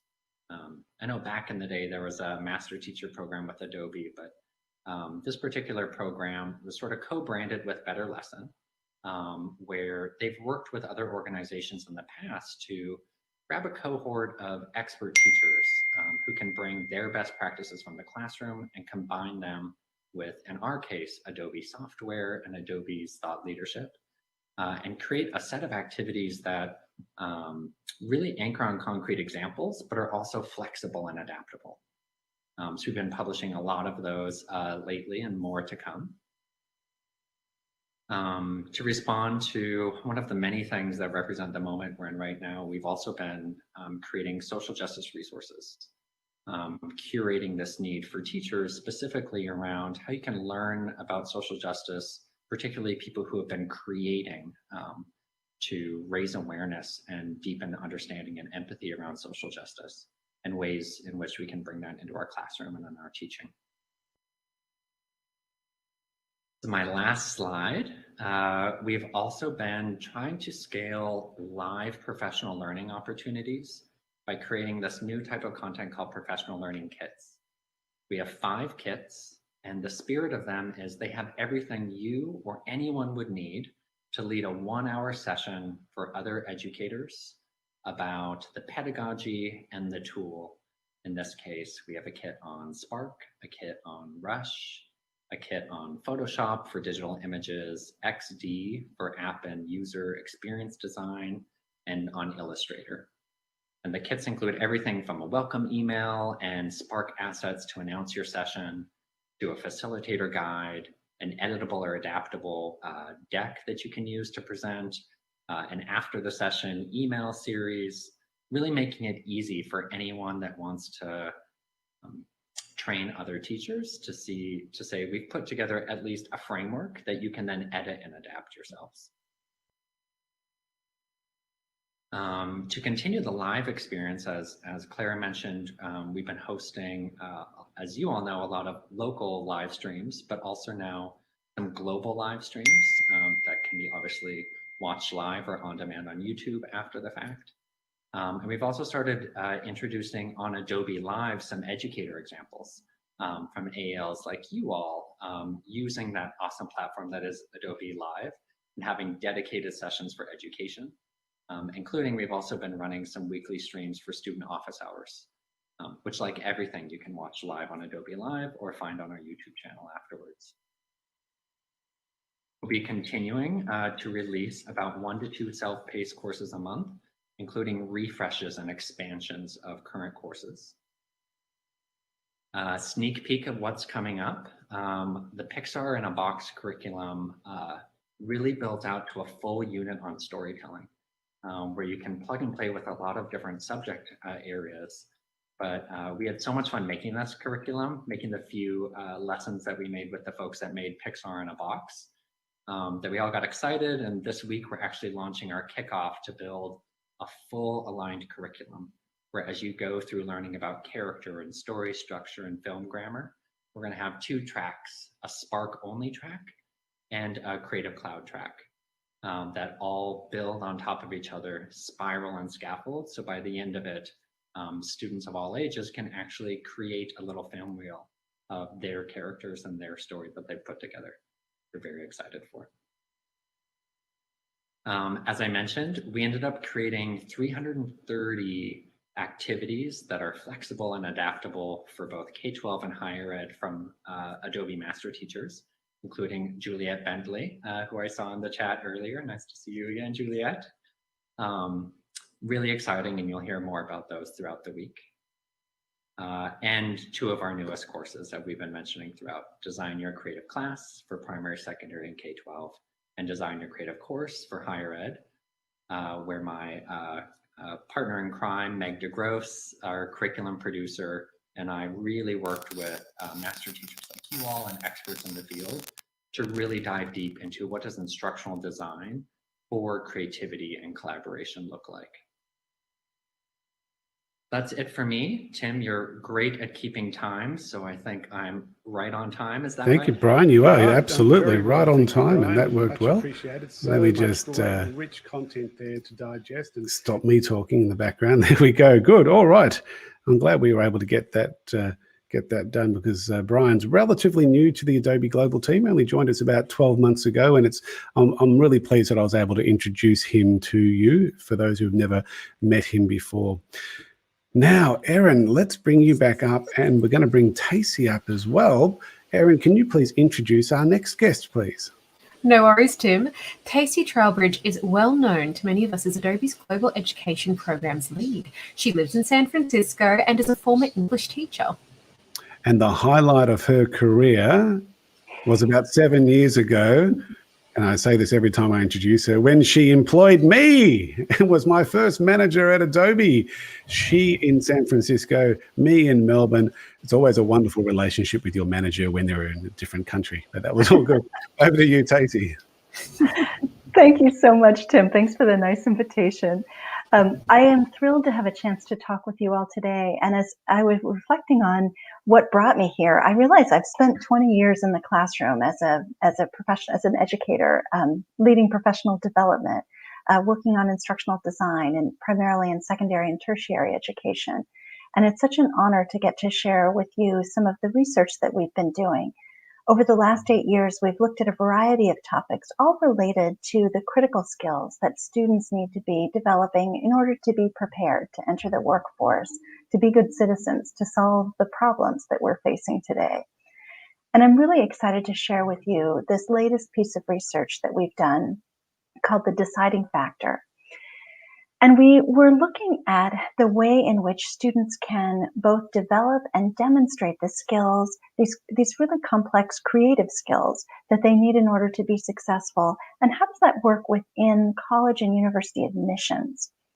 The admissions process sends a really strong signal to parents, to students, to educators, to guidance counselors, to principals about what matters. And we were curious about the ways in which the skills that we've heard so much about are showing up within the admissions process. I think the other thing that we were paying attention to is, as we all know, recent events have forced us to change. They've also offered us some really interesting challenges to make some improvements, to make changes and come up with better solutions to some of the challenges we've faced for quite a while. And one of these challenges is around how to measure student success, and how to measure student success, particularly within the admissions process. Some of what we saw this spring in the United States was that that process was quite disrupted, that transcripts didn't mean the same things. Individual schools and organizations within the United States made different decisions about how to grade students at a time when there were real concerns about equity and access, when students weren't able to attend class in the same sorts of ways. Some schools decided just to award the grade that you had at the time school closed in person. Others decided to go forward and create assignments for students. Some moved to pass-fail. We also saw that tests were canceled, so there were fewer opportunities for students to take the tests that they would be taking in order to apply to universities or to colleges. And then we saw a rapid acceleration in the number of institutions that were choosing to either go testing optional, to not require tests at all, or simply to delay for this year and pick up testing again in the future. This has created a really interesting landscape and a great time to ask some of the hard questions around what really matters. One of the things that we see at Adobe when we're hiring, we also hear from folks like the World Economic Forum, LinkedIn, The Economist. What are the top skills that matter in hiring? And these are skills that we've seen rising to the top in all of these lists over the last few years.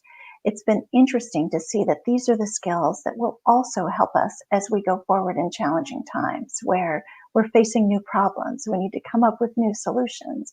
We need to work together in order to do that. So these skills have only been underscored in the current times as critically important. And we wanted to note that they matter in the admissions process. So we had 4 essential questions for our research project. The first was, what are the skills that matter most in college admissions? Then we wanted to know how well students are doing in demonstrating those skills.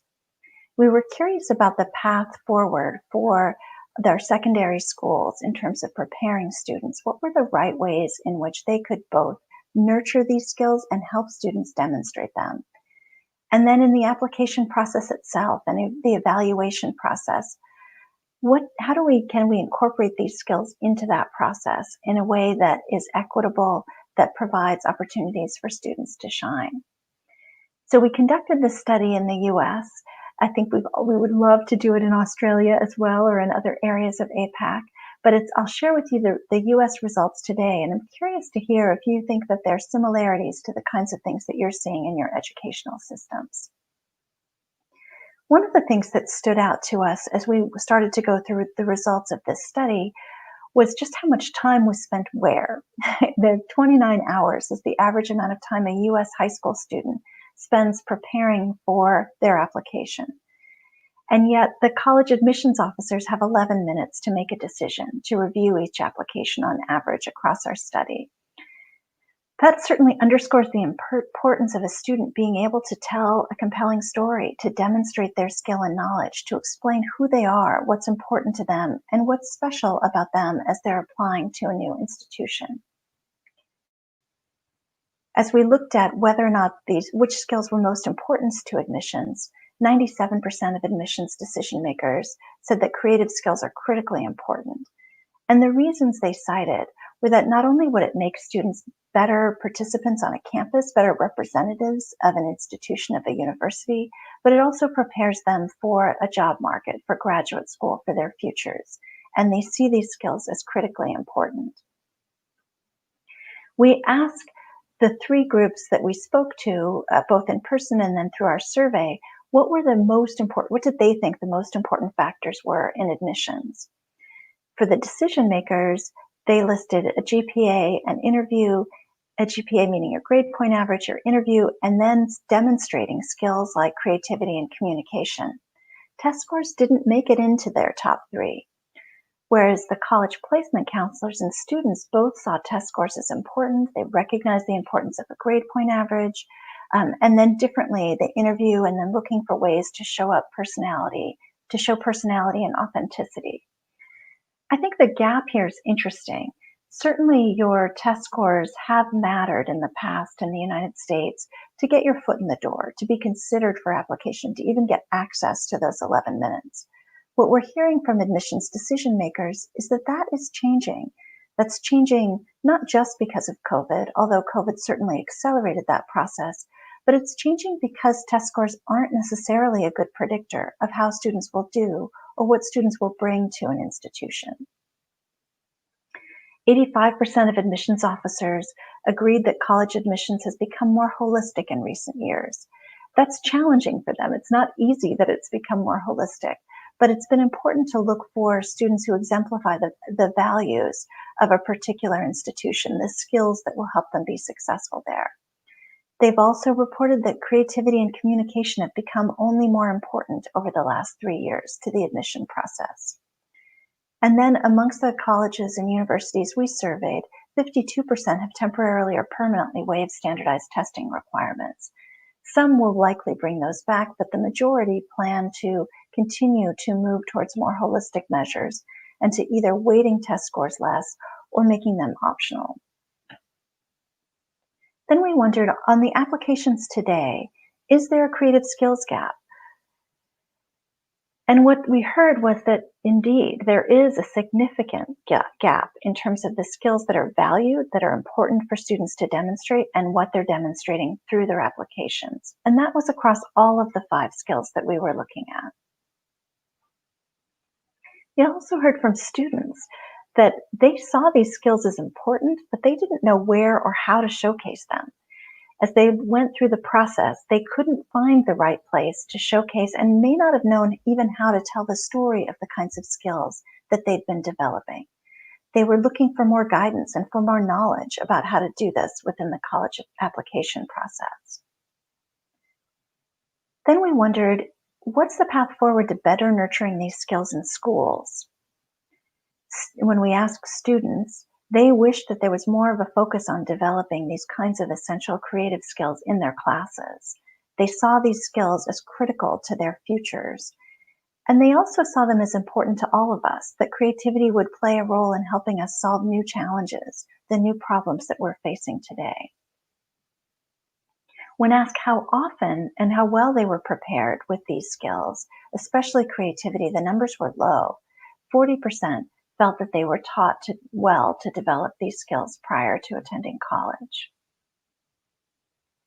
We heard from the guidance counselors who work in high schools that these skills matter to them as well, but that they struggle in the limited time they have with each student to help them be able to demonstrate them in the application process. And so they called for ensuring that students got these kinds of courses that would teach soft skills, that would allow for project-based learning, that would allow students to demonstrate their skill and knowledge through performance, not just through test taking. Then we were interested in finding out, can admissions evolve to better incorporate these creative skills? We heard from admissions decision makers that they agree that we do need to make change, we do need to evolve, these are skills that matter, and we need to change the ways in which we measure them. We also heard that evaluating creative skills, in addition to some of the hard and easier to measure skills, would make the admissions process more equitable, would create a larger and more diverse pool of candidates who were able to demonstrate what they know and can do. As we think about ways to bridge the gaps, there are a number of things that Adobe wants to commit to do. We also heard from the college admissions officers the kinds of things they were interested in. Some of it meant looking at admissions applications quite differently. MIT, for example, a well-known university in the United States, is at the forefront of using portfolios as part of their assessments. They ask their faculty to help evaluate, not just the admissions officers. And they bring faculty in with particular expertise in the fields that students are passionate about and are trying to demonstrate their skill and knowledge. They have a clear rubric for how they evaluate students, which they investigate and adapt and change over time. We heard from other institutions that they're looking at ways in which they can leverage artificial intelligence to help identify these skills, hiring additional readers so that they can spend more time on applications, changing the application questions so that the essay questions prompt students to be able to answer and share the ways in which they have learned these kinds of skills. I've only scratched the surface on our research and invite you to dive deeper. There's a lot more information there that I found fascinating to read and enlightening on both the value that's placed broadly on these skills, the challenges in demonstrating them, and the challenges faced by admissions officers in evaluating them. I wanted to highlight some of the things that Adobe wants to do to help. Some of it is that we try to make sure that you've got the kinds of professional development, curriculum, and lessons that can help educators really teach students these kinds of skills. You heard from Brian about some of the new resources that we've created, and I wanted to highlight some that particularly focus on helping students tell their stories in primary grades, in secondary, and then as they're preparing for going into higher education to craft a personal narrative, and then looking towards career, creating a portfolio. The bottom row here highlights professional development, opportunities for you to take a course, to learn more about teaching creativity in the classroom, about designing a creative class, incorporating digital storytelling, learning some of the basic principles of design, and then making powerful and impactful videos with your students. You'll find many more resources like these on the Adobe Education Exchange, and I hope they'll help you as you think about how best to prepare your students for the future. Adobe's also interested in continuing the conversation with educators, with admissions officers, with guidance counselors, and we'll be doing some of this at our upcoming conference, Adobe Max. We'll get to hear from a variety of folks sharing their experiences and expertise. We're also launching a new podcast called The Creative Educator. Stay tuned for details. I want to thank you for your time. I appreciate the opportunity to share my work with you and hope it's helpful to you. I'd love to learn more from you all as well about what you're seeing and how students are evaluated and some of the alternative ways to do this. Thank you, Tacy. It's always great to hear your work and the wonderful research that's happening there. Tacy, we've got 1 minute. Erin, I'll bring you up, see if there's any comments, questions before we move to our next session with Gariba. Well, actually, Tim, there was a couple of people who really resonated with the slide, Essential Job Skills for the Future. Chloe says, could not agree more with Tacy read this list. Adobe for EDU really supports students to prepare them to be job ready. Creativity skills are critically important. And Cameron Ross says, love the focus on the 4 C's and problem solving being important for nurturing our students in building skills. Thank you, Erin. There we go. Great discussion. And thanks again, Tacy, for your time and all the work that you do with the global Adobe education team. We look forward to hopefully seeing you face-to-face next year or sometime in the near future. I would love to be back, Tim. Terrific. All right. Thanks again, Tacy. Thank you. Now, let's introduce our next guest who's coming all the way from India, where it's very, very early in the morning. Erin, introduce Gariba for us. Gariba Babar is Adobe's Education Evangelist for India, based in New Delhi, India, and has worked with Adobe for 4.5 years. Last Saturday, she ran the Adobe Education Leaders Summit for India. Gariba, welcome. And how did your summit go? Hi everyone. Thanks, Tim. Thanks, Erin, for inviting me here. Well, Tim, you were a part of that, and we all had a great time, though it was virtual. But really, the kind of, I think, the love and affection that all the educators are sharing with us on Twitter, on LinkedIn, it's really overwhelming. Thank you so much for your participation. Well, I was amazed And with the scale of it, Gariba, the numbers that you had involved in that event. Like I put all my effort into running this summit here and getting around about, we think maybe 400, if we're lucky, will be coming in and out. When I saw the numbers that you were having with your summit at 1,800, and that was just the K-12 section, let alone the higher ed part as well. How many did you have all up in the end? we had almost more than 3,000 people joined in, and they stayed on till the very evening.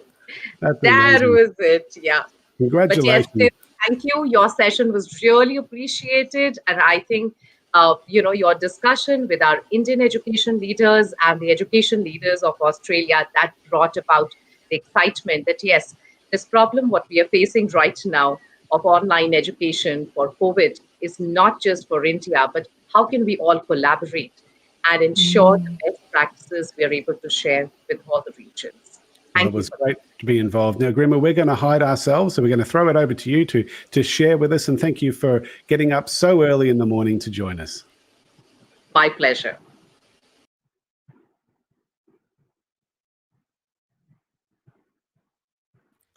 The floor is yours. Tim, will you give me a confirmation when you're able to see my screen? Just go and click the share screen button down the bottom. There we go. It's coming up now, and now we can see your screen. Go for it. All right, but I won't be able to see myself, but I hope my screen is audible. It's looking you, good. you all can see my screen, and I'll be playing a short video as well. Absolutely. Go for it. Oh, you got a video, have you? Yes, it's embedded as a part of my deck. Sorry, Gariba, we've just lost your screen. Just see if you can share your screen again.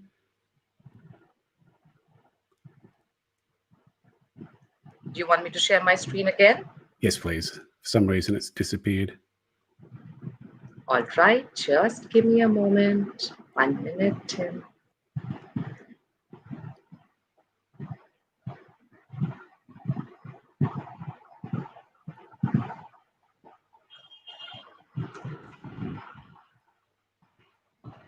Sorry, just give me a moment. I'm having some.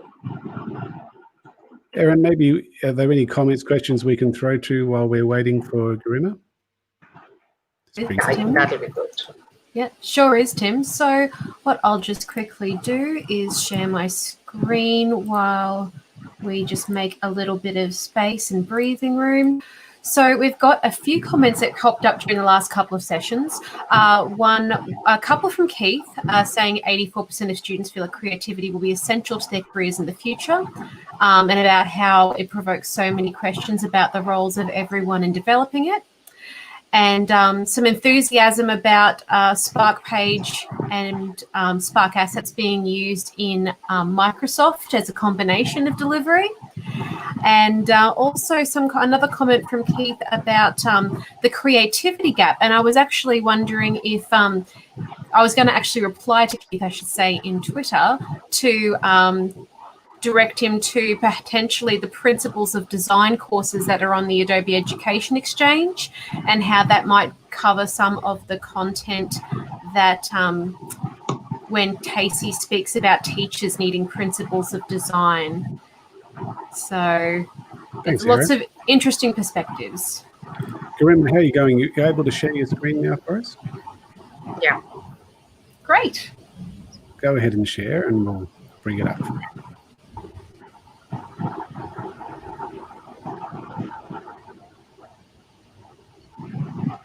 There we go. It's coming up now, and now we're adding it to the stream so we can see your screen. Oh, it's gone again now, Gariba. Oh, yep.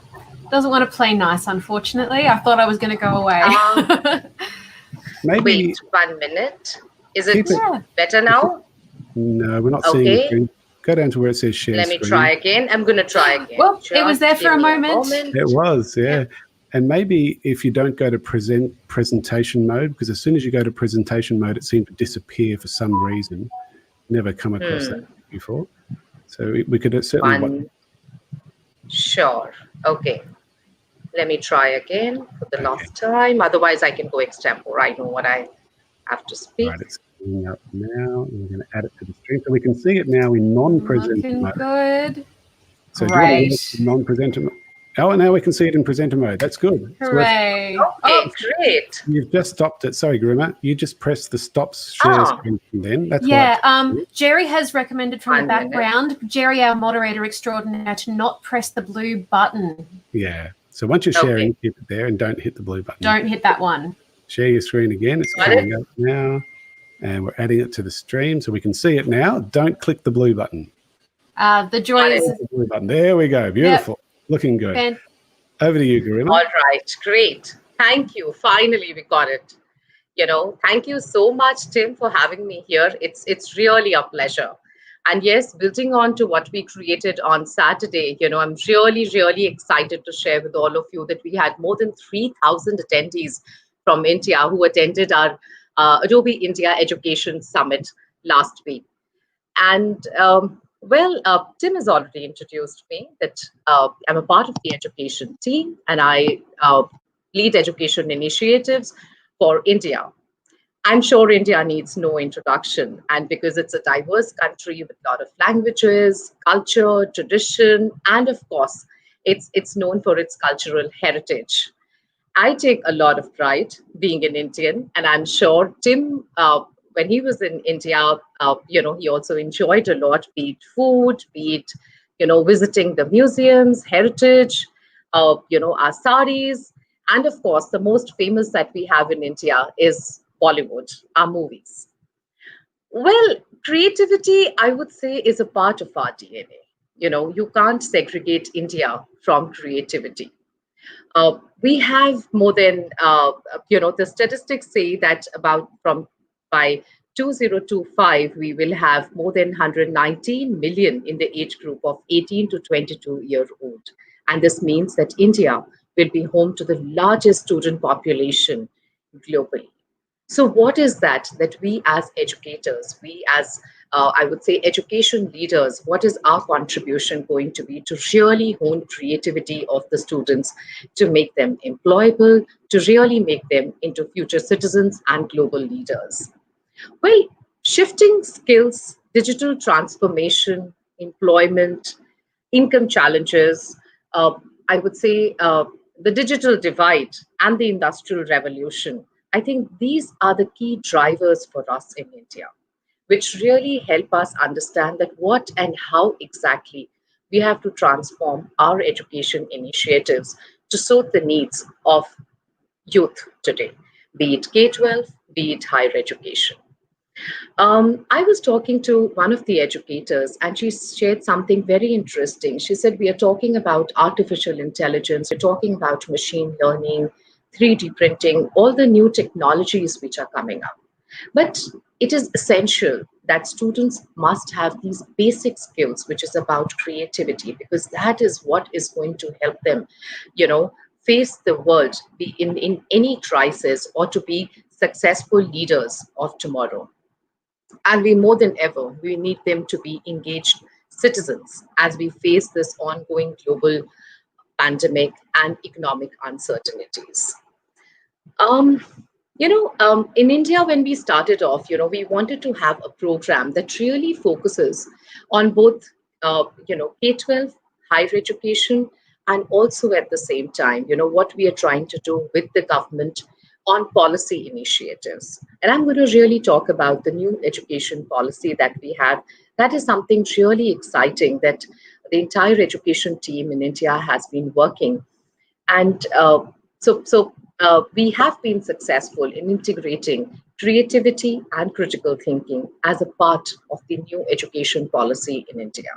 But some of the noteworthy partnerships that we have that has really helped us put a strong word towards it has been our contribution with Atal Tinkering Labs, which is a Government of India initiative of Niti Aayog, where government is forming labs as a part of every school, be it a public school or a private school, that how students can really tinker. That means they become innovative, they become creative within the four walls of the school, and of course, now at home. That creativity, and with the help of creativity, they don't not just integrate as a part of their curriculum, but also develop entrepreneurial skills. We have a group of about 75 students across 25 schools who are currently undergoing a virtual mentoring session with Adobe employees, and that's the level of engagement that we have for education in India, that it's not just run by the education team, but the entire Adobe, I would say all the Adobe employees are extremely passionate about it, and they contribute their time for development of education and skills in India. And as we talk about, our partnerships, of course, we started off our journey for skills, for creativity for all, with our partnership with Ministry of Skill Development and Entrepreneurship. Where we had short-term skills and the long-term skills, and we embedded creativity as one of the key pillars across all job roles. We moved on and we started creating tinkering labs along with the government. And this has been a very successful project that when COVID hit us, this was the first project that went online, and all the teachers across all the 3,000 schools who are associated with Adobe, they came online and they wanted to really start tinkering from home and support students by creating content with the power of our tools of Creative Cloud. We recently launched our partnership on skills with NASCOM Future Skills, which was about UX, experience design. And this is something that I'm extremely proud of, because when you talk about creativity, when you talk about skills, it's important that how do we integrate as a part of their workforce development in India. So I think that really completes the entire holistic picture that we want to focus on, be it K-12, be it skill development for skilling, upskilling and reskilling of professionals and students, and of course, integrating it as a part of the mainframe curriculum framework of higher education. And we do this through our program, which we call Adobe Digital Disha. Disha means direction, and the direction in which India is leading at this point of time with digital transformation. So that's the name of our program, Adobe Digital Disha. And we not only train them on Creative Cloud, Spark, but we also try and integrate that how Scan can be used, how with the power of Acrobat, students can really improve and edit their homework and submit that back to the teachers when they are learning and creating content from home. I think this also has been a very successful pilot for us.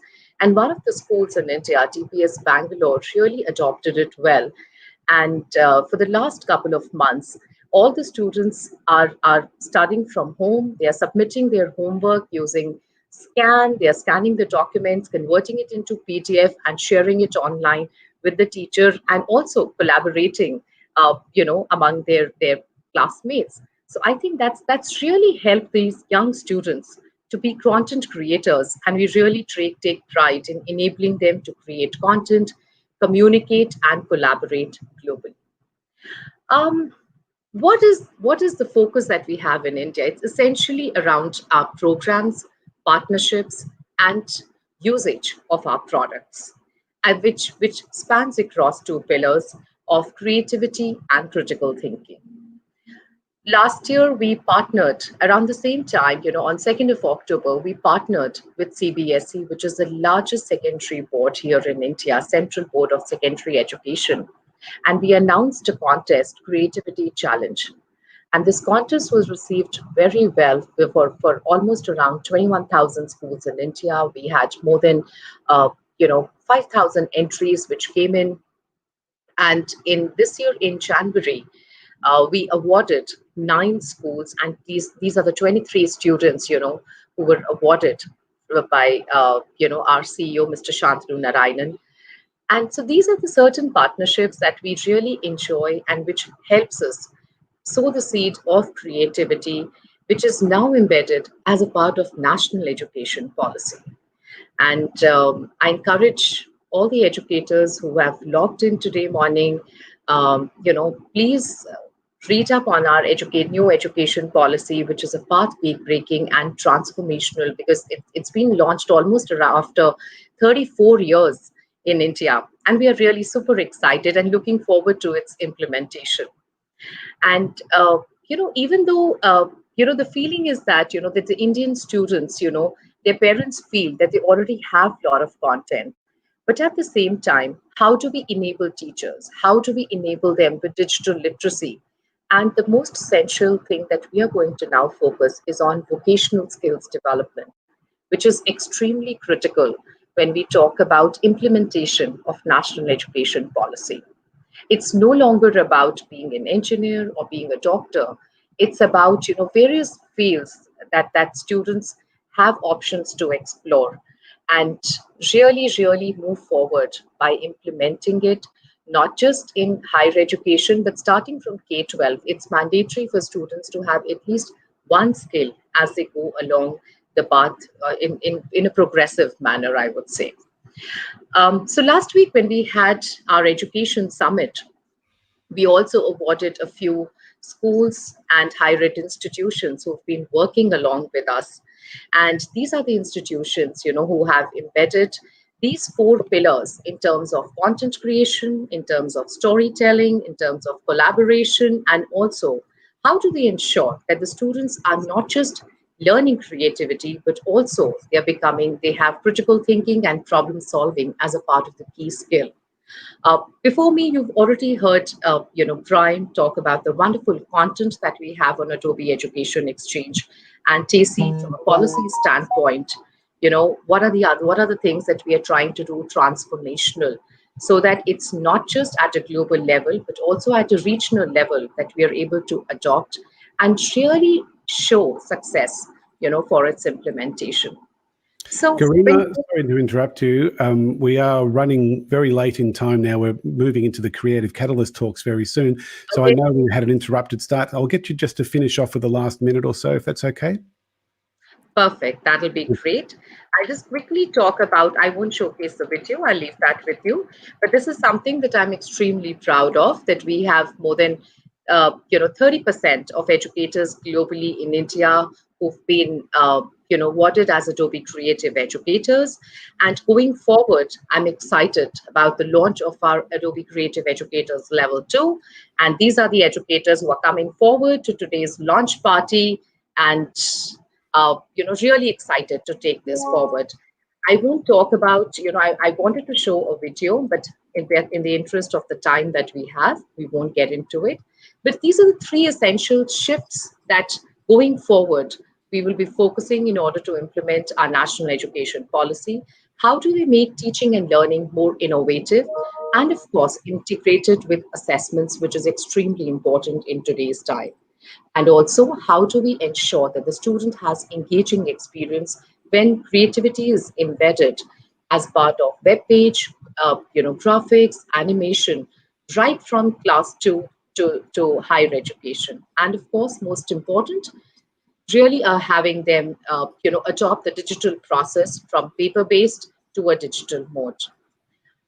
Last but not the least, thank you so much. It was a pleasure having you, along with all of you here. And I look forward to meeting you in person next year. Thank you, Tim. If there are any questions, I'll be happy to share. Thank you, Gariba, and it's terrific to have you with us. Unfortunately, we are running a little bit late, so we won't be able to go into a Q&A time, but we do appreciate your contribution, and congratulations on a very successful summit last Saturday. Well done. Thank you. Thank you so much, and enjoy the rest of the summit. All the best, everyone. Bye-bye. Thank you, Gariba. Terrific. Now I'm bringing Erin up because we are about to make a bit of a switch. Not that it involves you. If you're on live stream or Vimeo Live at the moment, then you can just keep watching. We're going to be shifting from StreamYard. So if you are watching on LinkedIn or if you're watching on YouTube or Twitter, I'll just bring up the banner for live stream and see if I can get that up quickly for you. You got that there? No, there it is. Got it. So that is where we're heading. If you're not already there, that's where the rest of the summit will be located. So please jump into livestream.com/wilcarproduction/Adobe EDU Summit 2020. And our first Creative Catalyst talk will be starting very soon. And we'll see you there. So we're going to finish our broadcast through LinkedIn. Thank you very much, Erin, for your help. And thank you to everyone who contributed to the conversation. Just a shame we can't pop them up on the screen, but let's get moving.